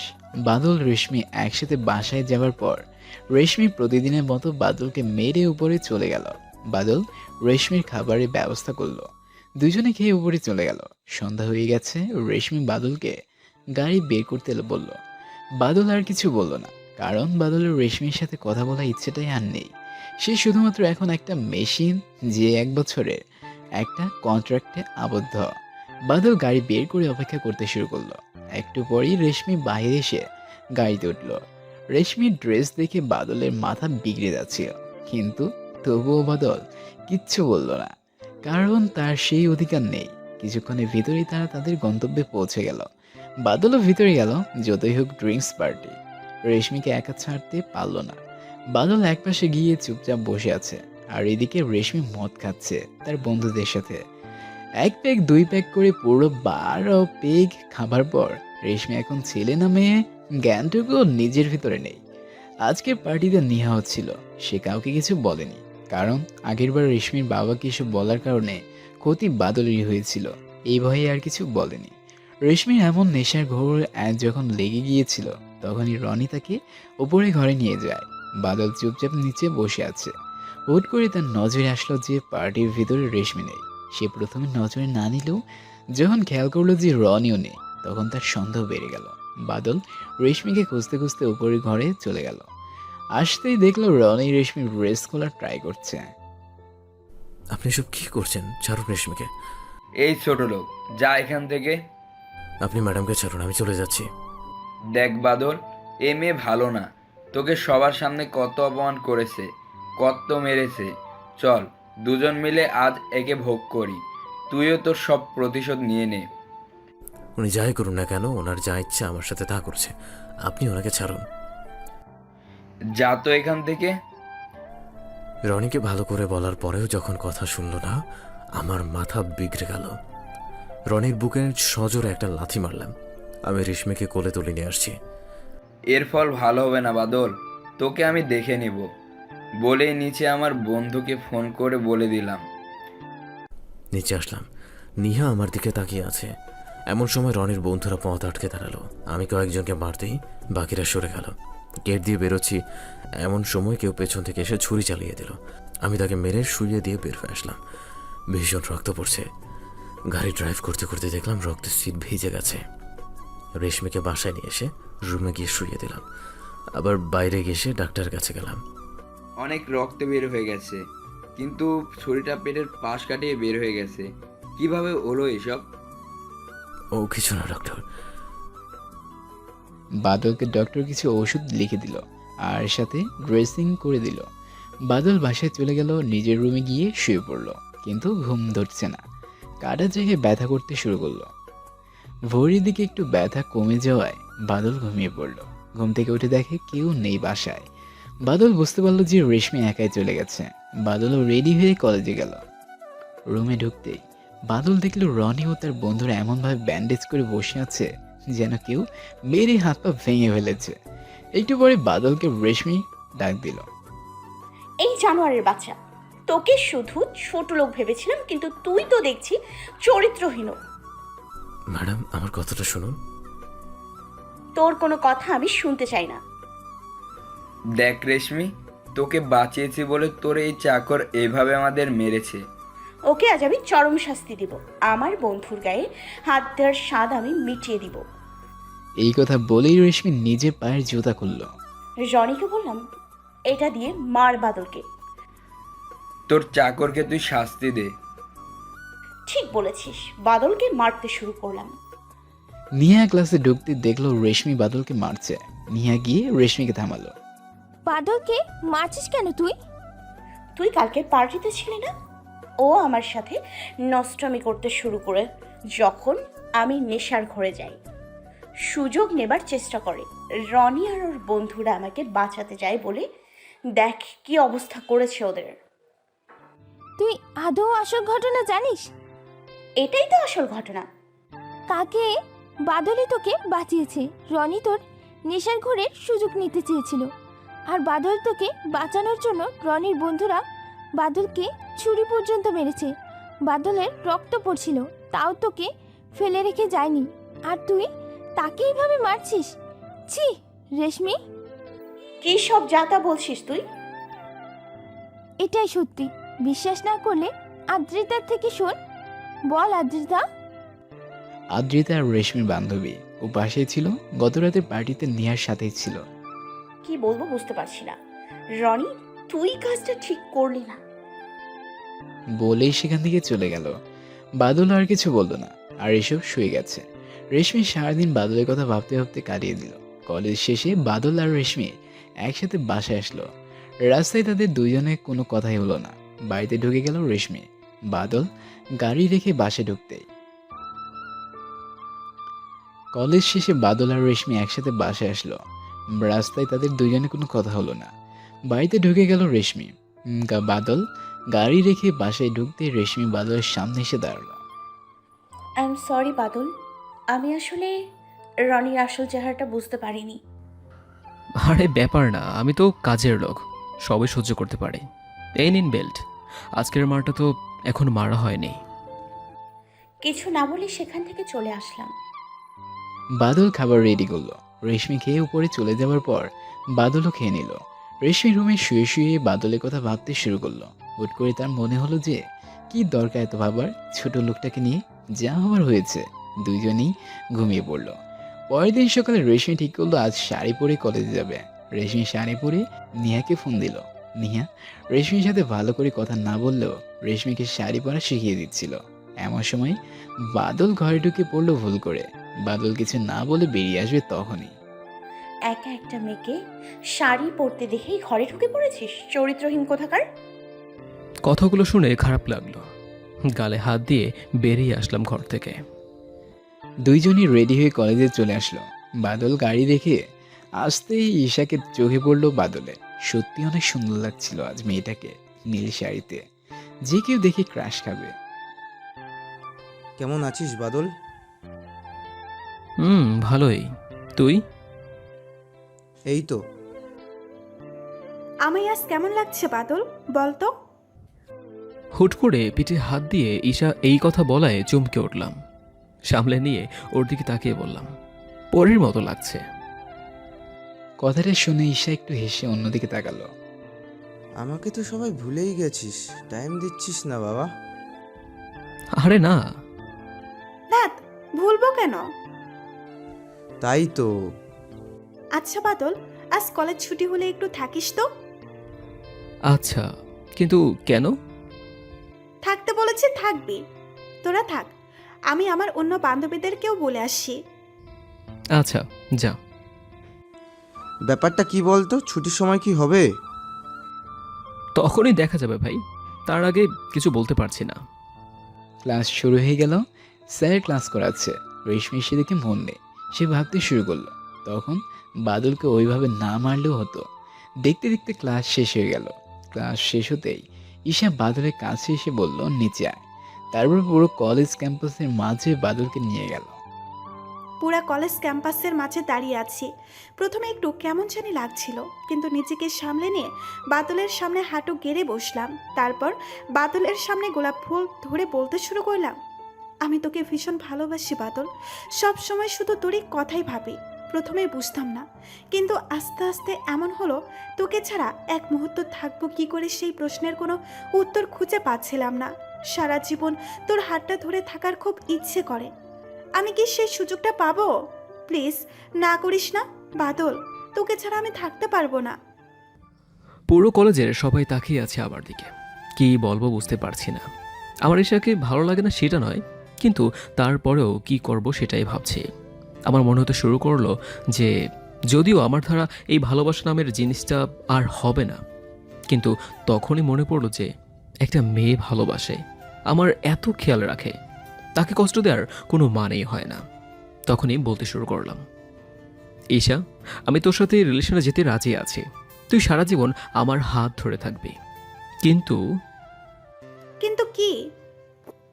আমি রেশমির সাথে যে এই কন্টাক্টে আছি সেটাতে তোর সমস্যা হবে মনে হয়। কোনো সমস্যা নেই, আমি সব কিছুতেই রাজি, শুধু তুই থাকলেই হবে। আচ্ছা। একটু পর ঈশা উঠে বাদলকে জড়িয়ে ধরলো। বাদলও কিছু বললো না। বাদলের হাত ধরে কলেজের ক্যাম্পাসের বাইরে নিয়ে চলে গেল। পিছে পিছে নাইজও চলে গেল। পুরো ক্যাম্পাসে অনেকেই তো বলাবলি শুরু করলো যে এমন একটা খ্যাত ছেলেকে ঈশা প্রপোজ করলো, এটা কিভাবে সম্ভব। আর এতক্ষণ বাদলের পিছনে রেশমিও দাঁড়িয়েছিল। কেন জানি আজকে তার চোখে জল জমে গেছে। সেই জল জমার কারণ রেশমি জানেও না। রেশমির মনে হচ্ছিল কেউ যেন তার বুকের পর পাথর তুলে দিয়েছে, কিন্তু এই কষ্টের কারণ সে জানেই না। চুপচাপ বাসায় চলে গেল সেখান থেকে। কিরে মামা, ভালোই, আমাকে ভুলে গেলে তুমি? আরে না ভাই। ওই তোকে ভুলবে কেন? তোকে ভুলবে কেন? তুই ওর সব থেকে কাছের মানুষ না? তোকে আর কি বলবো ঈশা, তুই বাদলকে ভালোবাসিস, আমাকে অন্তত একবার বলতে পারতিস। কিছু না করি একটু হেল্প করতাম। না মানে। থাক বাদ দে, চল নদীর ধারে যাই। চল। তিনজন নদীর ধারে বসে গল্প করতে শুরু করলো। ঈশা বাদলের হাত ধরে বসে আছে। আজ তার সব থেকে ভালো লাগছে, কেননা বাদলকে সে তার মনের কথা জানাতে পেরেছে। বাদলের ও রেশমির জন্য তেমন কিছু মনেই হচ্ছে না। সন্ধ্যা হয়ে গেল। আড্ডা দিতে দিতে নাইট চলে গেল। একটু পরে বাদল ঈশাকে বাসায় পৌঁছে দিয়ে রেশমি বাসায় যেতে শুরু করলো। বাসায় ঢুকতেই রেশমি বাদলের কলারটা ধরে ওকে উপরে নিয়ে গেল। কয়টা লাগে তোর? আমি জানতাম ঈশা তোর ভালো বন্ধু, তাই বলে তোরা তলে তলে এসব করিস? ছি, এই তোর আত্মসম্মান, এটা নিয়ে আবার তুই বড়াই করিস? ছি, তোর না বউ আছে ঘরে? বউ থাকতে আবার অন্য মেয়ের প্রপোজাল অ্যাকসেপ্ট করতে তোর লজ্জা করে না? লুইচ্ছা হয়েছিস খুব। ম্যাডাম, আপনি কিছু বললেন কি? শুনতে পারলাম না ভালো করে। আমি না আপনার চাকর, আপনি আমার মালিক। আমার ঘরে বউ আসলো কই থেকে? আর সে আমাকে ভালোবাসে, সারাদিন আমার কেয়ার করে। আমি এখন এই যে আপনার সামনে সুস্থ শরীরে দাঁড়িয়ে আছি না, সেটাও ওই মেয়েটার জন্যই। তাহলে তাকে কেন ফিরিয়ে দেব আমি? দেখুন, আমাদের কন্ট্রাক্টের আর 6 মাস বাকি আছে। এখন এইসব কথা বলার কোনো মানেই হয় না। কি বলবো বুঝতে পারলাম না। মাথা নিচু করে চলে আসলাম সেখান থেকে। রেশমি চলে গেল। আমি ভাবছি এখন আবার বউ বলতে আসছে, এখন প্রয়োজনে আমাকে প্রিয়জন বানাতে চায়।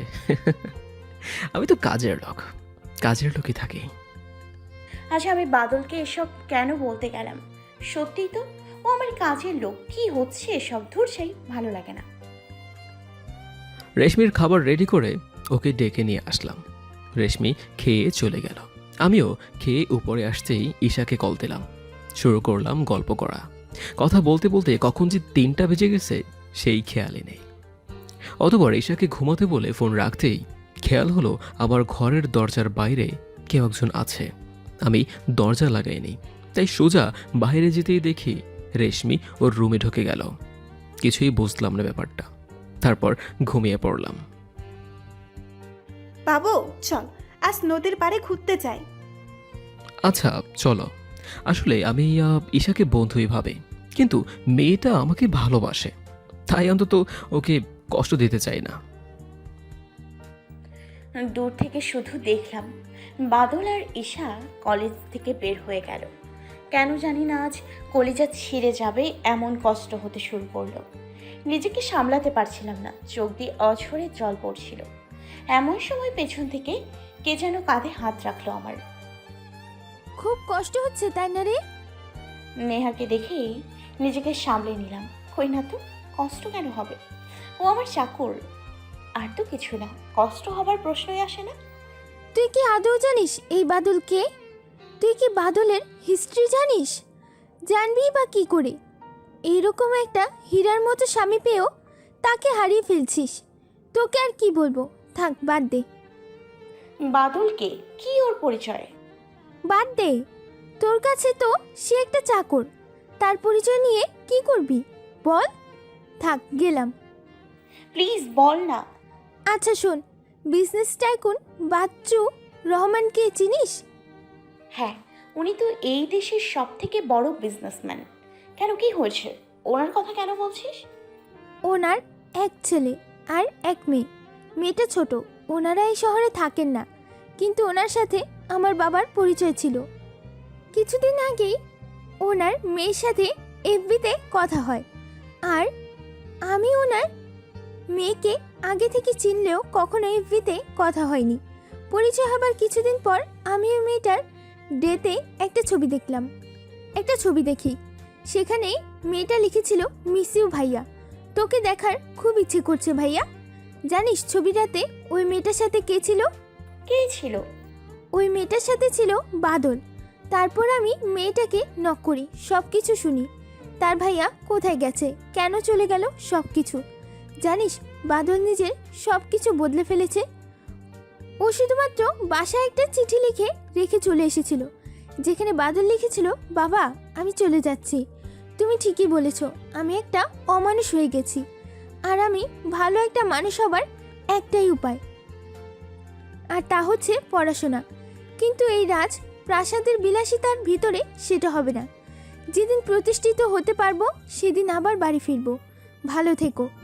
বাদলের বোন আমাকে সেই চিঠির ছবি তুলে পর্যন্ত দেখিয়েছে।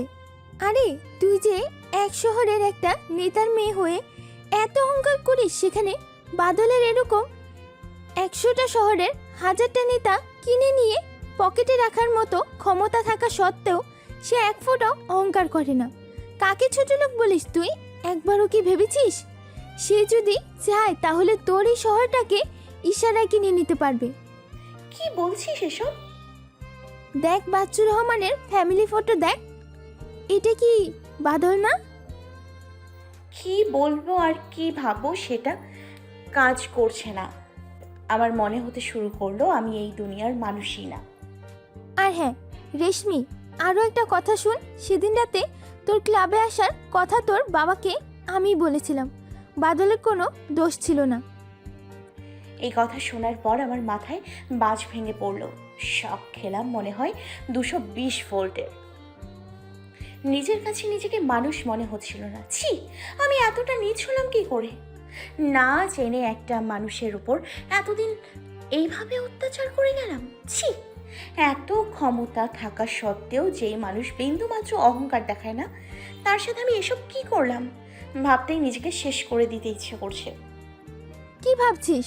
কষ্টটা বেড়ে ডাবল হয়ে গেল, তাই না রে? বাদল আমাকে সেই রাতের ঘটনা তোকে যেন না বলে সে প্রমিস করে নিয়েছিল, তাই তোকে এতদিন বলিনি। কিন্তু বাদলের ওপর তোর করা অত্যাচারগুলো আর সহ্য হচ্ছিল না।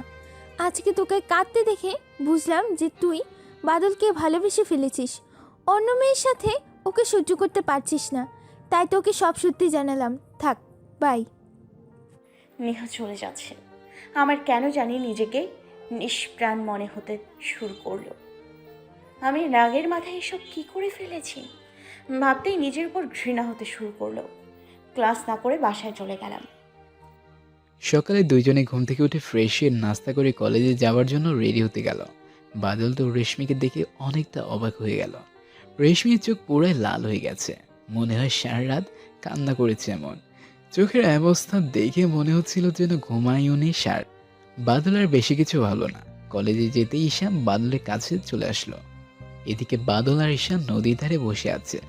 বাদলের ভালোই লাগছে। ঈশা কথা বলছে, বাদলও গল্প করতে করতে সময় কখন যে কেটে গেছে তারা বুঝতে পারেনি। সন্ধ্যা হয়ে গেল। বাদল ঈশাকে বাড়িতে পৌঁছে দিয়ে নিজে বাসায় গেল। বাসায় কলিং বেল চাপতে রেশমি দরজা খুলে দিল। ম্যাডাম, একটু দেরি হয়ে গেছে, প্লিজ রাগ করবেন না। কোনো কথা না বলে বাদলের পা জড়িয়ে ধরলাম। বাদল প্লিজ আমাকে ক্ষমা করে দাও, আমি বুঝতে পারিনি, না বুঝে তোমার সাথে এতদিন রাগের মাথায় অনেক অত্যাচার করেছি, প্লিজ আমায় ক্ষমা করে দাও। তুমি তো বিজনেস টাইকুন নানসুর রহমানের ছেলে হয়েও তোমার ভেতরে সামান্য পরিমাণ অহংকার নেই, আর আমি সামান্য একজন নেতার মেয়ে। রাগে অহংকারে তোমার উপর হাজারো অত্যাচার করেছি, প্লিজ আমায় ক্ষমা করে দাও বাদল। আপনাকে আমার পরিচয় সম্পর্কে কে বলেছে? সে যেই বলুক না কেন, আর সেদিন রাতেও আমি জানতাম না যে তুমি আমার বাবাকে ডাকোনি। প্লিজ বাদল, আমাকে একবার সুযোগ দাও, ক্ষমা করে দাও আমাকে, আমি তোমাকে ভালোবেসে ফেলেছি। হাসছো কেন?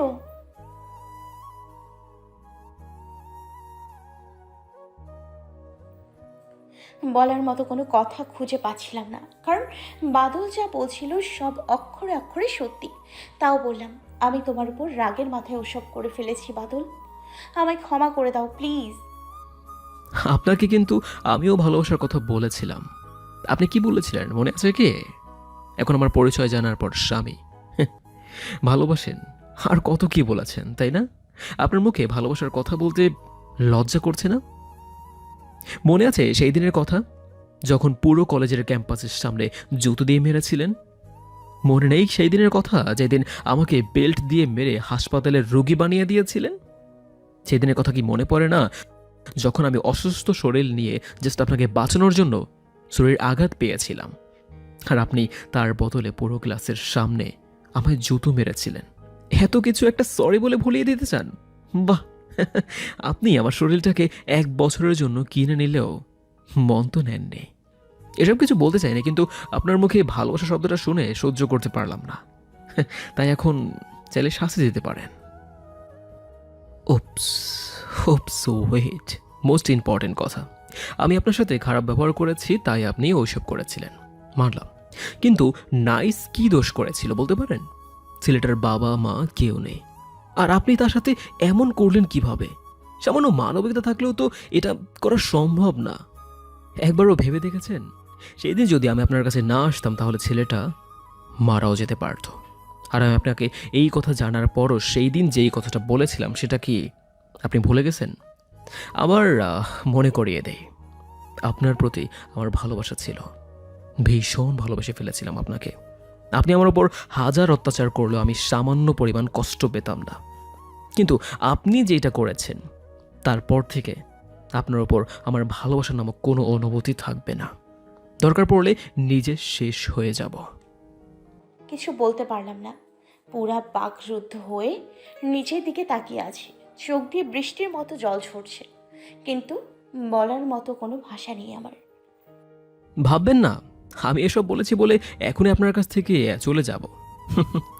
কন্ট্রাক্টের বাকি 6 মাস পুরো করেই দিয়ে যাব, তাই টেনশন ফ্রি থাকুন বলেই উপরে আমার রুমে চলে আসলাম। বাদল চলে গেল। আমি নিথর হয়ে বসে আছি মাটিতে। আজ নিজেকে অসহায় মনে হচ্ছে। নিজের রুমে এসে দরজা বন্ধ করে বিছানায় বসে কাঁদতে শুরু করলাম। একটু পর বাদল এসে খেতে যাবার জন্য ডাক দিল। আমি ওকে খেতে বলে শুয়ে পড়লাম। রেশমি না খাওয়া একটু খারাপ লাগলো। মেয়েটা কখনোই না খেয়ে থাকে না। যতই হোক আমি ওকে ভালোবাসতাম, এখনও হয়তো বাসি, কিন্তু আমার তো কোনো অনুভূতি নেই, সবই মরে গেছে। না খেয়ে শুয়ে পড়তে ঈশা ফোন করলো। একটু কথা বলে ঈশাকে ঘুম পড়িয়ে আমিও ঘুমিয়ে পড়লাম। সকালে দুজনই ফ্রেশ হয়ে কলেজের জন্য বের হলো। কেউই খেলো না আজকে। কলেজে যেতেই ঈশা বাদলকে নিয়ে চলে গেল। কাল রাতে খাসনি তাই না বাদল? আরে না, খাবো না কেন? তোর মুখ দেখেই বুঝেছি আমি। থাক, আর বলতে হবে না, একটু থাক এখানে, আমি আসছি। আচ্ছা। ঈশা খাবার কিনে এনে বাদলকে তুলে খাইয়ে দিচ্ছে। বাদল কয়েকবার খাইয়ে দিল। সামনে তাকাতে দেখলো রেশমি কাঁদতে কাঁদতে চলে গেল, বলতো না কিছুই। চলো ক্লাসে যাই এখন। আচ্ছা বাবু, চল। একটু হেসে দুজন ক্লাসে চলে গেলাম। এদিকে রেশমি কান্না করতে করতে ক্লাসে আসলো। সবাই তার দিকে তাকিয়ে আছে, কিন্তু সেদিকে তার কোনো খেয়ালই নেই। আদ্রি তার পাশে গিয়ে বসলো। কিছু না রে, বাদ দে।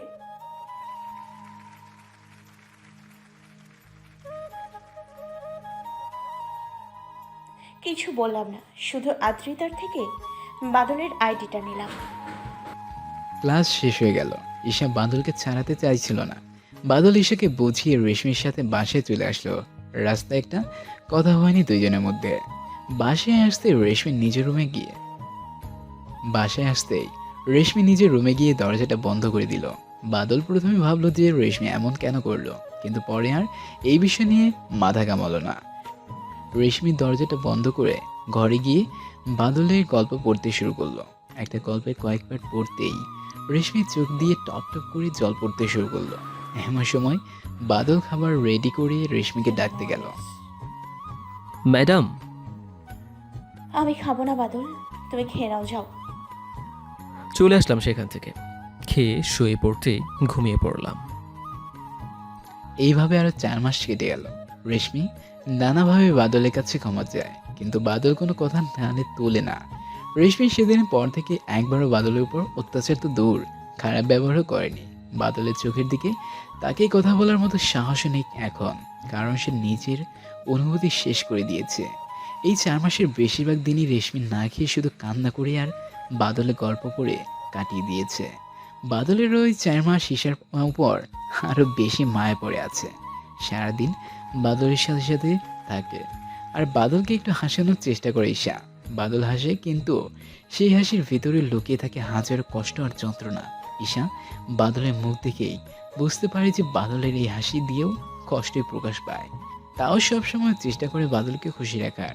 আজ রেশমি একটা ফেক আইডি খুলল। বাদল রাতে গল্প লেখা শেষ করে পোস্ট করতেই ফেক আইডি দিয়ে রেশমি মেসেজ দিল।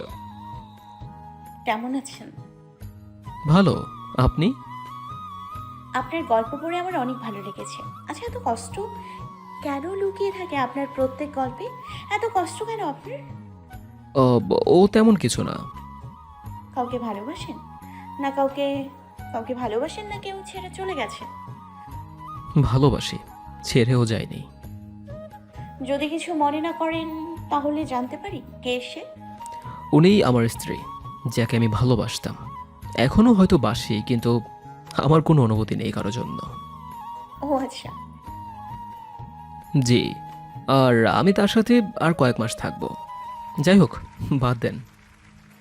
বাদলের এই কথা শুনে ভীষণ কষ্ট হতে শুরু করলো। কিছু না বলে এফবি থেকে বের হয়ে আসলাম।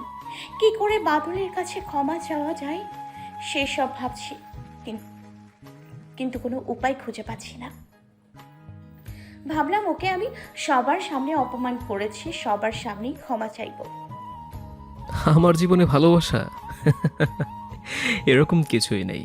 আর ঈশাকেও কষ্ট দেব না আমি, তাই রেশমির কথা ভাবার কোনো প্রশ্নই আসে না। কালকে কলেজে গিয়ে সব ঠিক করতে হবে। ভাবতে ভাবতে সকাল হয়ে গেছে। আজ বাদল ঘুম থেকে ওঠেনি। আমি বাদলের রুমের সামনে গিয়ে ওকে ডাকতে শুরু করলাম। বাদল, এই বাদল, ওঠো। রুমের দরজা খোলা রেখেই ঘুমাই। রুমে গিয়ে বাদলের মাথায় হাত দিতেই দেখি ওর ভীষণ জ্বর। মাথায় জলপট্টি দিয়ে ওর পাশে বসে রইলাম। ঘুম ভাঙতেই দেখলাম রেশমি আমার পাশে বসে আছে। উঠতে যাব, কিন্তু গায়ে সেই শক্তি পাচ্ছি না, কথাও বলতে পারছি না, ভীষণ গলা ব্যথা করছে। রেশমি আমাকে উঠতে দেখে আমাকে তুলে বসালো। আমি রেশমিকে জাস্ট সহ্য করতে পারছিলাম না। উফ, আমি ওকে সরাতেও বলতে পারছিলাম না। ঔষধ খাইয়ে দিলাম বাদলকে, তারপর একটু বাইরে আসলাম। ঈশার কল আসলো। আমি ফোন ধরতেই ও বলতে শুরু করলো, বাবু কলেজে আসবে না? লেট হচ্ছে তো, আমি নিতে আসবো তোমাকে। আসলে একটু খারাপ লাগছে, আজ মনে হয় কলেজ যেতে পারবো না। একটু থাক, আমি আসছি। আরে না, তেমন কিছু হয়নি রে, আসতে হবে না, এমনি ঠিক হয়ে যাব। চুপ করতে বলেছি না তোকে? আমি আসছি, ফোন রাখ তুই এখন, আর রেস্ট নে। তেমন কিছু। ঈশা ফোন কেটে দিল। বাদলের জন্য স্যুপ বানালাম, ওকে খাইয়ে দিতে গেলাম। স্যুপ ওর সামনে ধরতেই, ছি ছি ম্যাডাম, আপনি এসব কি করছেন? চাকরকে কেউ খাইয়ে দেয়?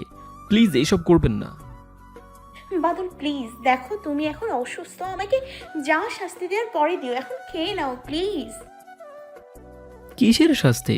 প্লিজ এসব বাদ দিয়ে আপনি নিচে যান, আমি আসছি। ঠিক আছে। আমি কিছুক্ষণ পরে কলিং বেল বেজে উঠল। আমি বুঝলাম যে ঈশা এসেছে। রেশমি চলে গেল দরজা খুলতে। নিচে গিয়ে দরজা খুলে দিলাম। আরে ঈশা তুই এখন? বাদল কই? ওপরে। বাদলের রুমে চলে গেলাম। তোকে আশা লাগবে এই সামান্য একটা ব্যাপারের জন্য? অনেক বড় ব্যাপার এটা আমার জন্য, বেশি কথা বললে একদম খবর আছে তোর। জ্বর কিভাবে আসলো তোর? আজব মেয়ে, কখন তুই কখন তুমি বলে কিচ্ছু বুঝি না। আমার জান আমাকেই বকা দিচ্ছে। সরি বাবুটা, নাও খেয়ে নাও। খেতে ইচ্ছে করছে না। এক্ষুনি মাথা ফাটাবো তোর আর একটা কথা বললে। আমি সাথে খাবার এনেছি, হা কর। কি হলো? ভালো করে না বললে খাবো না। বাবু আহা করো, খাও। বাদলকে একটু খাইয়ে দিতেই বাদল আমাকে খাইয়ে দিল। একটু স্যুপ খাইয়ে দে। রেশমি স্যুপ রেখে চলে গিয়েছিল। আচ্ছা নাও। রেশমি দূরে দাঁড়িয়ে এসব দেখছে। এত কষ্ট হচ্ছে তার, যেন কেউ ছুরি দিয়ে তার কলিজা ফালাফালা করছে। আজ এই জায়গায় তার আর থাকার কথা ছিল, কিন্তু বাদল যখন স্যুপটা খেলো রেশমিরই একটু ভালো লাগলো। তিনজনের কেউই আজকে আর কলেজে গেল না। আজ নাই যে একে একে কলেজে এসে কাউকেই দেখতে পেল না। বাদল অসুস্থ শুনে রেশমির বাসায় আসলো নাইস। কিছু সময় কাটিয়ে আবার চলে গেল। ঈশা একেবারে রাতে বাদলকে খাইয়ে দিয়ে সেখানেই থেকে যেতে চাইলো, কিন্তু বাদল থাকতে দিল না, কারণ ঈশার মা চিন্তা করবে। বাদল জোর করে ঈশাকে বাড়িতে পাঠিয়ে দিল। পরের দিন বাদল একটু সুস্থ। ঘুম থেকে উঠেই দেখি রেশমি পাশে বসে ঘুমিয়ে আছে। অনেক সুন্দর লাগছে ঘুমন্ত রেশমিকে দেখে। কিছুক্ষণ ওর দিকে তাকিয়ে থেকে উঠে নাস্তা বানিয়ে ডাকলাম। তুমি না অসুস্থ, এসব কেন করতে গেছো? আমাকে বললি পারতে। দেখুন ম্যাডাম, আমি আপনার কাজের লোক, আপনার কাজ আমাকেই করতে হবে। আর হ্যাঁ, আজ আমি সুস্থ হয়ে গেছি। কিছু বলতে পারলাম না। দুইজনে রেডি হয়ে কলেজে চলে গেল। ক্লাস শেষ হয়ে গেল স্বাভাবিকভাবে। রেশমি আজ কারোর সাথে কথা বলেনি, কিভাবে ক্ষমা চাইবে ভাবতে ভাবতে কলেজ শেষ হয়ে গেল। দুইজনেই বাসায় চলে আসলো। বাদল খাবার রেডি করে রেশমিকে ডাকলো। রেশমি গেল না, বাদল খেয়ে রুমে চলে গেল। সন্ধ্যা হয়ে গেছে। এমন সময় বাদলের রুমে রেশমি আসলো। আমি একটু বান্ধবীর এসে যাচ্ছি বাদল, তাড়াতাড়ি চলে আসবো। আচ্ছা। রেশমি তার বান্ধবীদের বাসায় চলে গেল। কাল কলেজে যায়নি আর সামনের মাসে এক্সাম, তাই নোটগুলো নেওয়াটা অনেক জরুরি। একটু দেরি হয়ে গেল। রেশমি তার বান্ধবীদের বাসা থেকে বের হয়ে গাড়িটা স্টার্ট দিতে দেখে গাড়ি খারাপ হয়ে গেছে। এত রাতে কোনো উপায় না পেয়ে হাঁটতে শুরু করে দিল। বাসা বেশি দূরে না, মোড়ের কাছে আসতেই রনি আর তার বন্ধুরা রেশমিকে ঘিরে ধরে জোর করে গাড়িতে তুলছে। দেখো রনি, আমার পথ ছাড়ো। না ডার্লিং, আজ তোমায় ছাড়ছি না। সেদিন বাদলের জন্য বেঁচে গেছিলে, কিন্তু আজ কেউ নেই। তোমার গাড়ি এত কষ্ট করে নষ্ট করলাম, আর তোমাকে না নিয়ে চলে যাব ভাবলে কি করে? রনিকে পাশ কাটিয়ে চলে যাব, ঠিক তখনই পেছন থেকে রনি পিছন থেকে রেশমির হাতটা টেনে ধরল। এদিকে বাড়িতে বাদলের চিন্তায় হাতে শুরু করলো। এত সময় তো লাগার কথা না। বাদল চিন্তায় বের হলো রেশমিকে বান্ধবীর বাসা থেকে আনার জন্য। একটু আসতেই দূর থেকে দেখতে পেল একটা মেয়ে আর কয়েকজন ছেলে। কাছে যেতেই দেখলো রেশমি, রনি আর তার বন্ধুরা। এখান থেকে চলে যা বাদল, আজ কিন্তু বাঁচবি না। চুপচাপ সেখান থেকে পেছন ফিরে চলে আসছে। প্লিজ বাদল, আমায় একা ফেলে যেও না। দেখছিস, তোর স্বামীও তোকে চায় না। ওঠ গাড়িতে। আমি একটু দূরে গিয়ে কয়েকজন মানুষকে ডেকে আনলাম। আসলে আমার শরীর ভালো ছিল না, তাই একা অত মানুষের সাথে পেরে উঠব না। আমাকে এত মানুষ আনতে দেখে রনি আর তার বন্ধুরা গাড়ি করে সেখান থেকে চলে গেল। পাঠকগণ এতক্ষণ ভেবেই ফেলেছেন বাদল বাড়িতে চলে আসলো। ওরা রেশমিকে নিয়ে চলে গেল। সবাই মিলে রেশমিকে একটা বাড়িতে নিয়ে গেল। আরো কত কি। তোমাকে অনেক অনেক ধন্যবাদ বাদল। ধন্যবাদের কিছুই নেই ম্যাডাম। আমি যতদিন আপনার চাকর, আপনাকে রক্ষা করার দায়িত্ব আমার, তাই এর জন্য ধন্যবাদ দিতে হবে না। বাদলের কথা শুনে কান্না ভরা দৃষ্টিতে ওর দিকে তাকিয়ে আছি। চলুন ম্যাডাম, বাসায় চলুন। বাসায় গিয়ে দুজনে ঘুমিয়ে পড়ল। পরের দিন সকালে দুজন কলেজে গেল। একটু আগেই গেছে, তাই তেমন কেউ আসেনি। কিন্তু ঈশা আর নাইজও আজকে আগে এসেছে। আস্তে আস্তে কলেজে ক্যাম্পাস ভরে গেল। এদিকে এসো তো বাদল। ম্যাডাম বলুন। ঈশার নাইসকেও নিয়ে এসো। কেন? যা বলছি তাই করো। আচ্ছা। সবাইকে নিয়ে এসে আমার সামনে দাঁড়ালো বাদল। আমি সাথে সাথে বাদলের পা চেপে ধরলাম। আমাকে প্লিজ ক্ষমা করে দাও বাদল। দেখো, তোমাকে আমি সবার সামনে অপমান করেছি, সবার সামনে তোমার পা ধরে ক্ষমা চাচ্ছি। প্লিজ বাদল, আমায় একবার সুযোগ দাও, একবার ক্ষমা করে দাও আমায়। পুরো ক্যাম্পাস আমাদের দিকে তাকিয়ে আছে। আমি কি করব বুঝতে পারছি না। বাদলকে একটু ক্ষমা করে দিতে বল না নাইজা। ঈশা, তুই একটু বল না বাদলকে। প্লিজ ম্যাডাম, আমার পা ছাড়ুন, সবাই দেখছে। দেখো। একটু বড় এক রকমের জোর করেই পা ছাড়িয়ে ক্লাসে চলে আসলাম। পেছন পেছনে ঈশাও চলে আসলো। রেশমিকে আজ আর ক্লাসে দেখতে পেলাম না।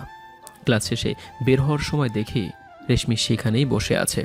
দেখে অনেক মায়া হলো, কিন্তু কিছু না বলে বাসায় চলে আসলাম। রাত হয়ে গেল, কিন্তু রেশমি আসার কোনো নামে নেই। অনেক চিন্তা হলো। দেখতে দেখতে 7 দিন কেটে গেল। আমি আমার ভাড়া বাড়িতে চলে আসলাম। রেশমি কলেজে আসছে না, ওর বাবা মার কাছেও ও যায়নি। যদিও মুখে বলতাম যে রেশমিকে ঘৃণা করি, কিন্তু মনে মনে হয়তো ওকে ভালোবাসতাম। প্রতিদিন রেশমিকে খুঁজতাম, কিন্তু কোথাও কোনো সামান্য খোঁজ পেতাম না। মনে মনে নিজেকে দোষ দিতে শুরু করলাম। ভাবতে শুরু করলাম যে সেদিন হয়তো মেয়েটা মন থেকেই ক্ষমা চেয়েছিল। পুরো ক্লাস টাইম ক্যাম্পাসের মাঠেই বসে কান্না করছিল, তাও ক্ষমা করেনি। এখন রেশমির কিছু হয়ে গেলে নিজেকে কখনো ক্ষমা করতে পারবো না। মেয়েটা রাগের বশে ভুল করে ফেলেছে, কিন্তু তাই বলে আমিও এটাই করে ফেললাম। নিজেকে চরম দোষী মনে হতে শুরু করলাম। 1 মাস কেটে গেল, তাও রেশমির কোনো দেখা নেই। নিজেকে পাগল পাগল ভাবতে শুরু করলাম। কলেজ যাওয়া বন্ধ করে দিলাম। কয়েকদিন যাবৎ কলেজেও যাচ্ছি না। এদিকে আজ ঈশা বাসায় আসলো। কলেজে কেন যাস না বাদল? কিছু না রে, এমনি। তুই রেশমিকে ভীষণ ভালোবাসিস, তাই না রে বাদল? কিছু না বলেই ঈশাকে ধরে কান্না করতে শুরু করলাম। আমি সেদিন বুঝেছিলাম তুই রেশমিকে যতই ঘৃণা করার কথা বলিস না কেন, তুই ওকে ভালোবাসিস। আমি তোকে ভালোবাসি সত্যি, কিন্তু তার থেকেও বড় হচ্ছে তোর খুশি থাকা। আমি কিছু চাইলেই তুই ফেলতে পারবি না জানি, কিন্তু আজ আমার মনে হচ্ছে সেদিন যদি আমি তোর জীবনে না আসতাম তাহলে এসব কিছুই হতো না। রেশমিও হারিয়ে যেত না, কিন্তু আমার মন বলছে রেশমি ফিরে আসবে। আর ও যখন আসবে আমি চাই না যে আমার জন্য সেখানে আবার কোনো ঝামেলা হোক। মানে? আমি তোর ভালোবাসা চেয়েছি সত্যি, কিন্তু তার থেকেও বেশি চাই তুই যাতে খুশি থাকিস। আজ রাতে আমি চলে যাচ্ছি বাদল, আবার দেখা হবে কিনা জানি না, তবে দূর থেকে তুই খুশি আছিস এটা ভেবে শান্তিতে থাকতে পারবো। চলে যাচ্ছিস মানে? হ্যাঁ বাদল, আজ রাতে ফ্লাইটে আমি বিদেশে চলে যাব, তোর সাথে একটু দেখা করতে আসলাম। পাগল নাকি তুই? যাস না প্লিজ। আমাকে যেতে হবে, সব কিছু রেডি। একটা কথা রাখবি আমার বাদল? কি? তুই রেশমিকে ক্ষমা করে দে, মেয়েটা নিজের ভুল বুঝতে পেরেছে। আর রাগ করে থেকে লাভ কি বল, ওর সাথেই সুখে থাক। আর হ্যাঁ, শেষবারের মতো তোকে একবার খাইয়ে দেই বাদল। ঈশার চোখে জল দেখে নিজেকে আর সামলাতে পারলাম না, আমিও কাঁদতে শুরু করলাম ওর সাথে। একটু পর আমাকে খাইয়ে দিয়ে চলে যেতে চাইল, আমিও ওর সাথে গেলাম। রাতের বেলা ঈশাকে একদম এয়ারপোর্টে ছেড়ে দিয়ে বাসায় আসলাম। আজ যেন আরও বেশি কষ্ট হচ্ছে। ঈশাও চলে গেল। এসব ভাবতে ভাবতে কখন যে ঘুমিয়ে পড়লাম। দেখতে দেখতে আরও 7 দিন চলে গেল। রেশমির কন্ট্রাক্টের আর মাত্র 7 দিন বাকি আছে, কিন্তু আমি এখনও রেশমির কোনোই খোঁজ পাইনি। এসব ভাবতে ভাবতে কখন যে চোখ লেগে গেছে জানি না। কোনো একজন আর মাথায় হাত বুলিয়ে দেওয়াতে ঘুম ভাঙলো আমার। চোখ খুলে দেখি আম্মু। আম্মু, তুমি এখানে কি করে আসলো?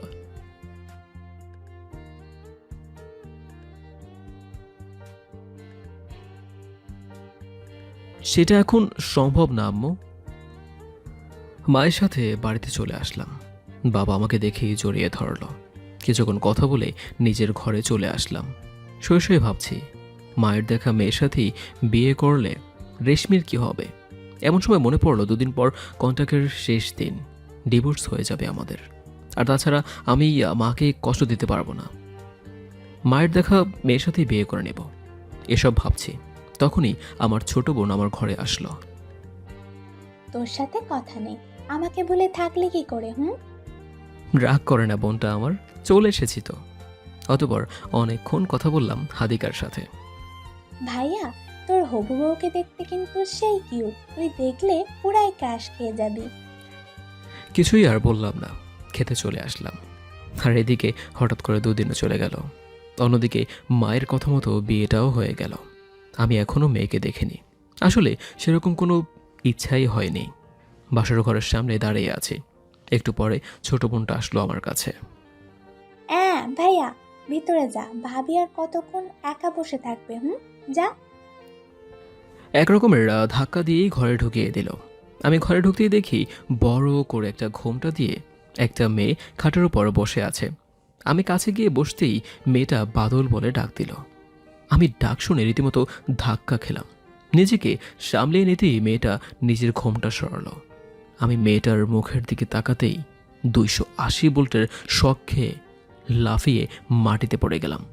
মেয়েটাকে দেখতে একদম পুরাই পরীর মতো, কিন্তু আমি শক খেলাম মেয়েটাকে দেখতে পরীর মতো সেই জন্য নয়। শক খাওয়ার কারণ হচ্ছে মেয়েটাই ছিল রেশমি। বাদলকে মাটি থেকে তুলে এনে খাটে বসালাম। প্লিজ বাদল, আমাকে ক্ষমা করে দাও। যদিও মনে মনে অনেক আগেই ক্ষমা করে দিয়েছিলাম, তাও সেটা বললাম না। কেন বলবো? আরও কয়েকবার ডাকুক, তারপর বলবো। রাগ উঠে গেল। বাদলকে ধাক্কা মেরে খাটের উপর ফেলে দিলাম। তারপর ওর বুকের উপর চড়ে বসলাম। এই কুত্তা, মাফ করবি কিনা? এক্ষুনি শুরু হয়ে যাব। বল, অনেক কষ্ট দিয়েছিস। এই ছি ছি, এইসব কি করছেন? নামুন। বলবি কিনা বল। আচ্ছা, ক্ষমা করেছি, এবার তো নামো। না, নামবো না। এসব কি করে হলো? আর তুমি আমার বাসায় আসলে কিভাবে? সেদিন যখন আমি অতক্ষণ ধরে মাঠে বসে কান্না করার পরেও তুই আমার কথা শুনলি না, তখন আমি ওখান থেকে উঠে নিহার বাসায় চলে যাই। নিহা তোকে আগে থেকেই তোর পরিচয় জানতো, তোর বাসায়ও চিনত। আমি সেদিন নিহার কাছে গিয়ে কান্না করি। তখন আমাকে নিহা বলে, তুই বাদলের মায়ের সাথে কথা বলে এসব ঠিক করতে পারিস। বাদল কখনো ওর মায়ের কথা ফেলবে না। তখন আমি ওর থেকে তোর বাসার ঠিকানা নিয়ে এখানে আসি, তোর মাকে সব খুলে বলে ক্ষমা চাই। উনি ক্ষমাও করে দেন। তারপর এই 2 মাস আমি তোর মায়ের সাথেই ছিলাম। উনি আমাকে বলেছিলেন যে যেদিন আমার কন্ট্রাক্টের মেয়াদ শেষ হবে সেই দিন আবার বিয়ে দেবে আমার তোর সাথে। আমিও এখানেই থাকতে শুরু করি, আর এর ভেতরে ঈশা সব জানতে পারে। তাই তো বলি ঈশা কেন বললো যে রেশমি ফিরে আসবে, এই ব্যাপার। বাট ঈশা বিদেশ চলে গেছে। জানি আমি, ও পড়াশোনা শেষ করে দেশে ফিরে আসবে, কিন্তু এখন তোর খবর হবে। অনেক কষ্ট দিয়েছিস আমাকে। কি বলবো, ভাষা খুঁজে পাচ্ছি না। রেশমি আমার বুকে কিল ঘুষিয়ে মারতে শুরু করলো। আর তারপর এত ইতিহাস জেনে কি লাভ ভাই, গল্প তো শেষ।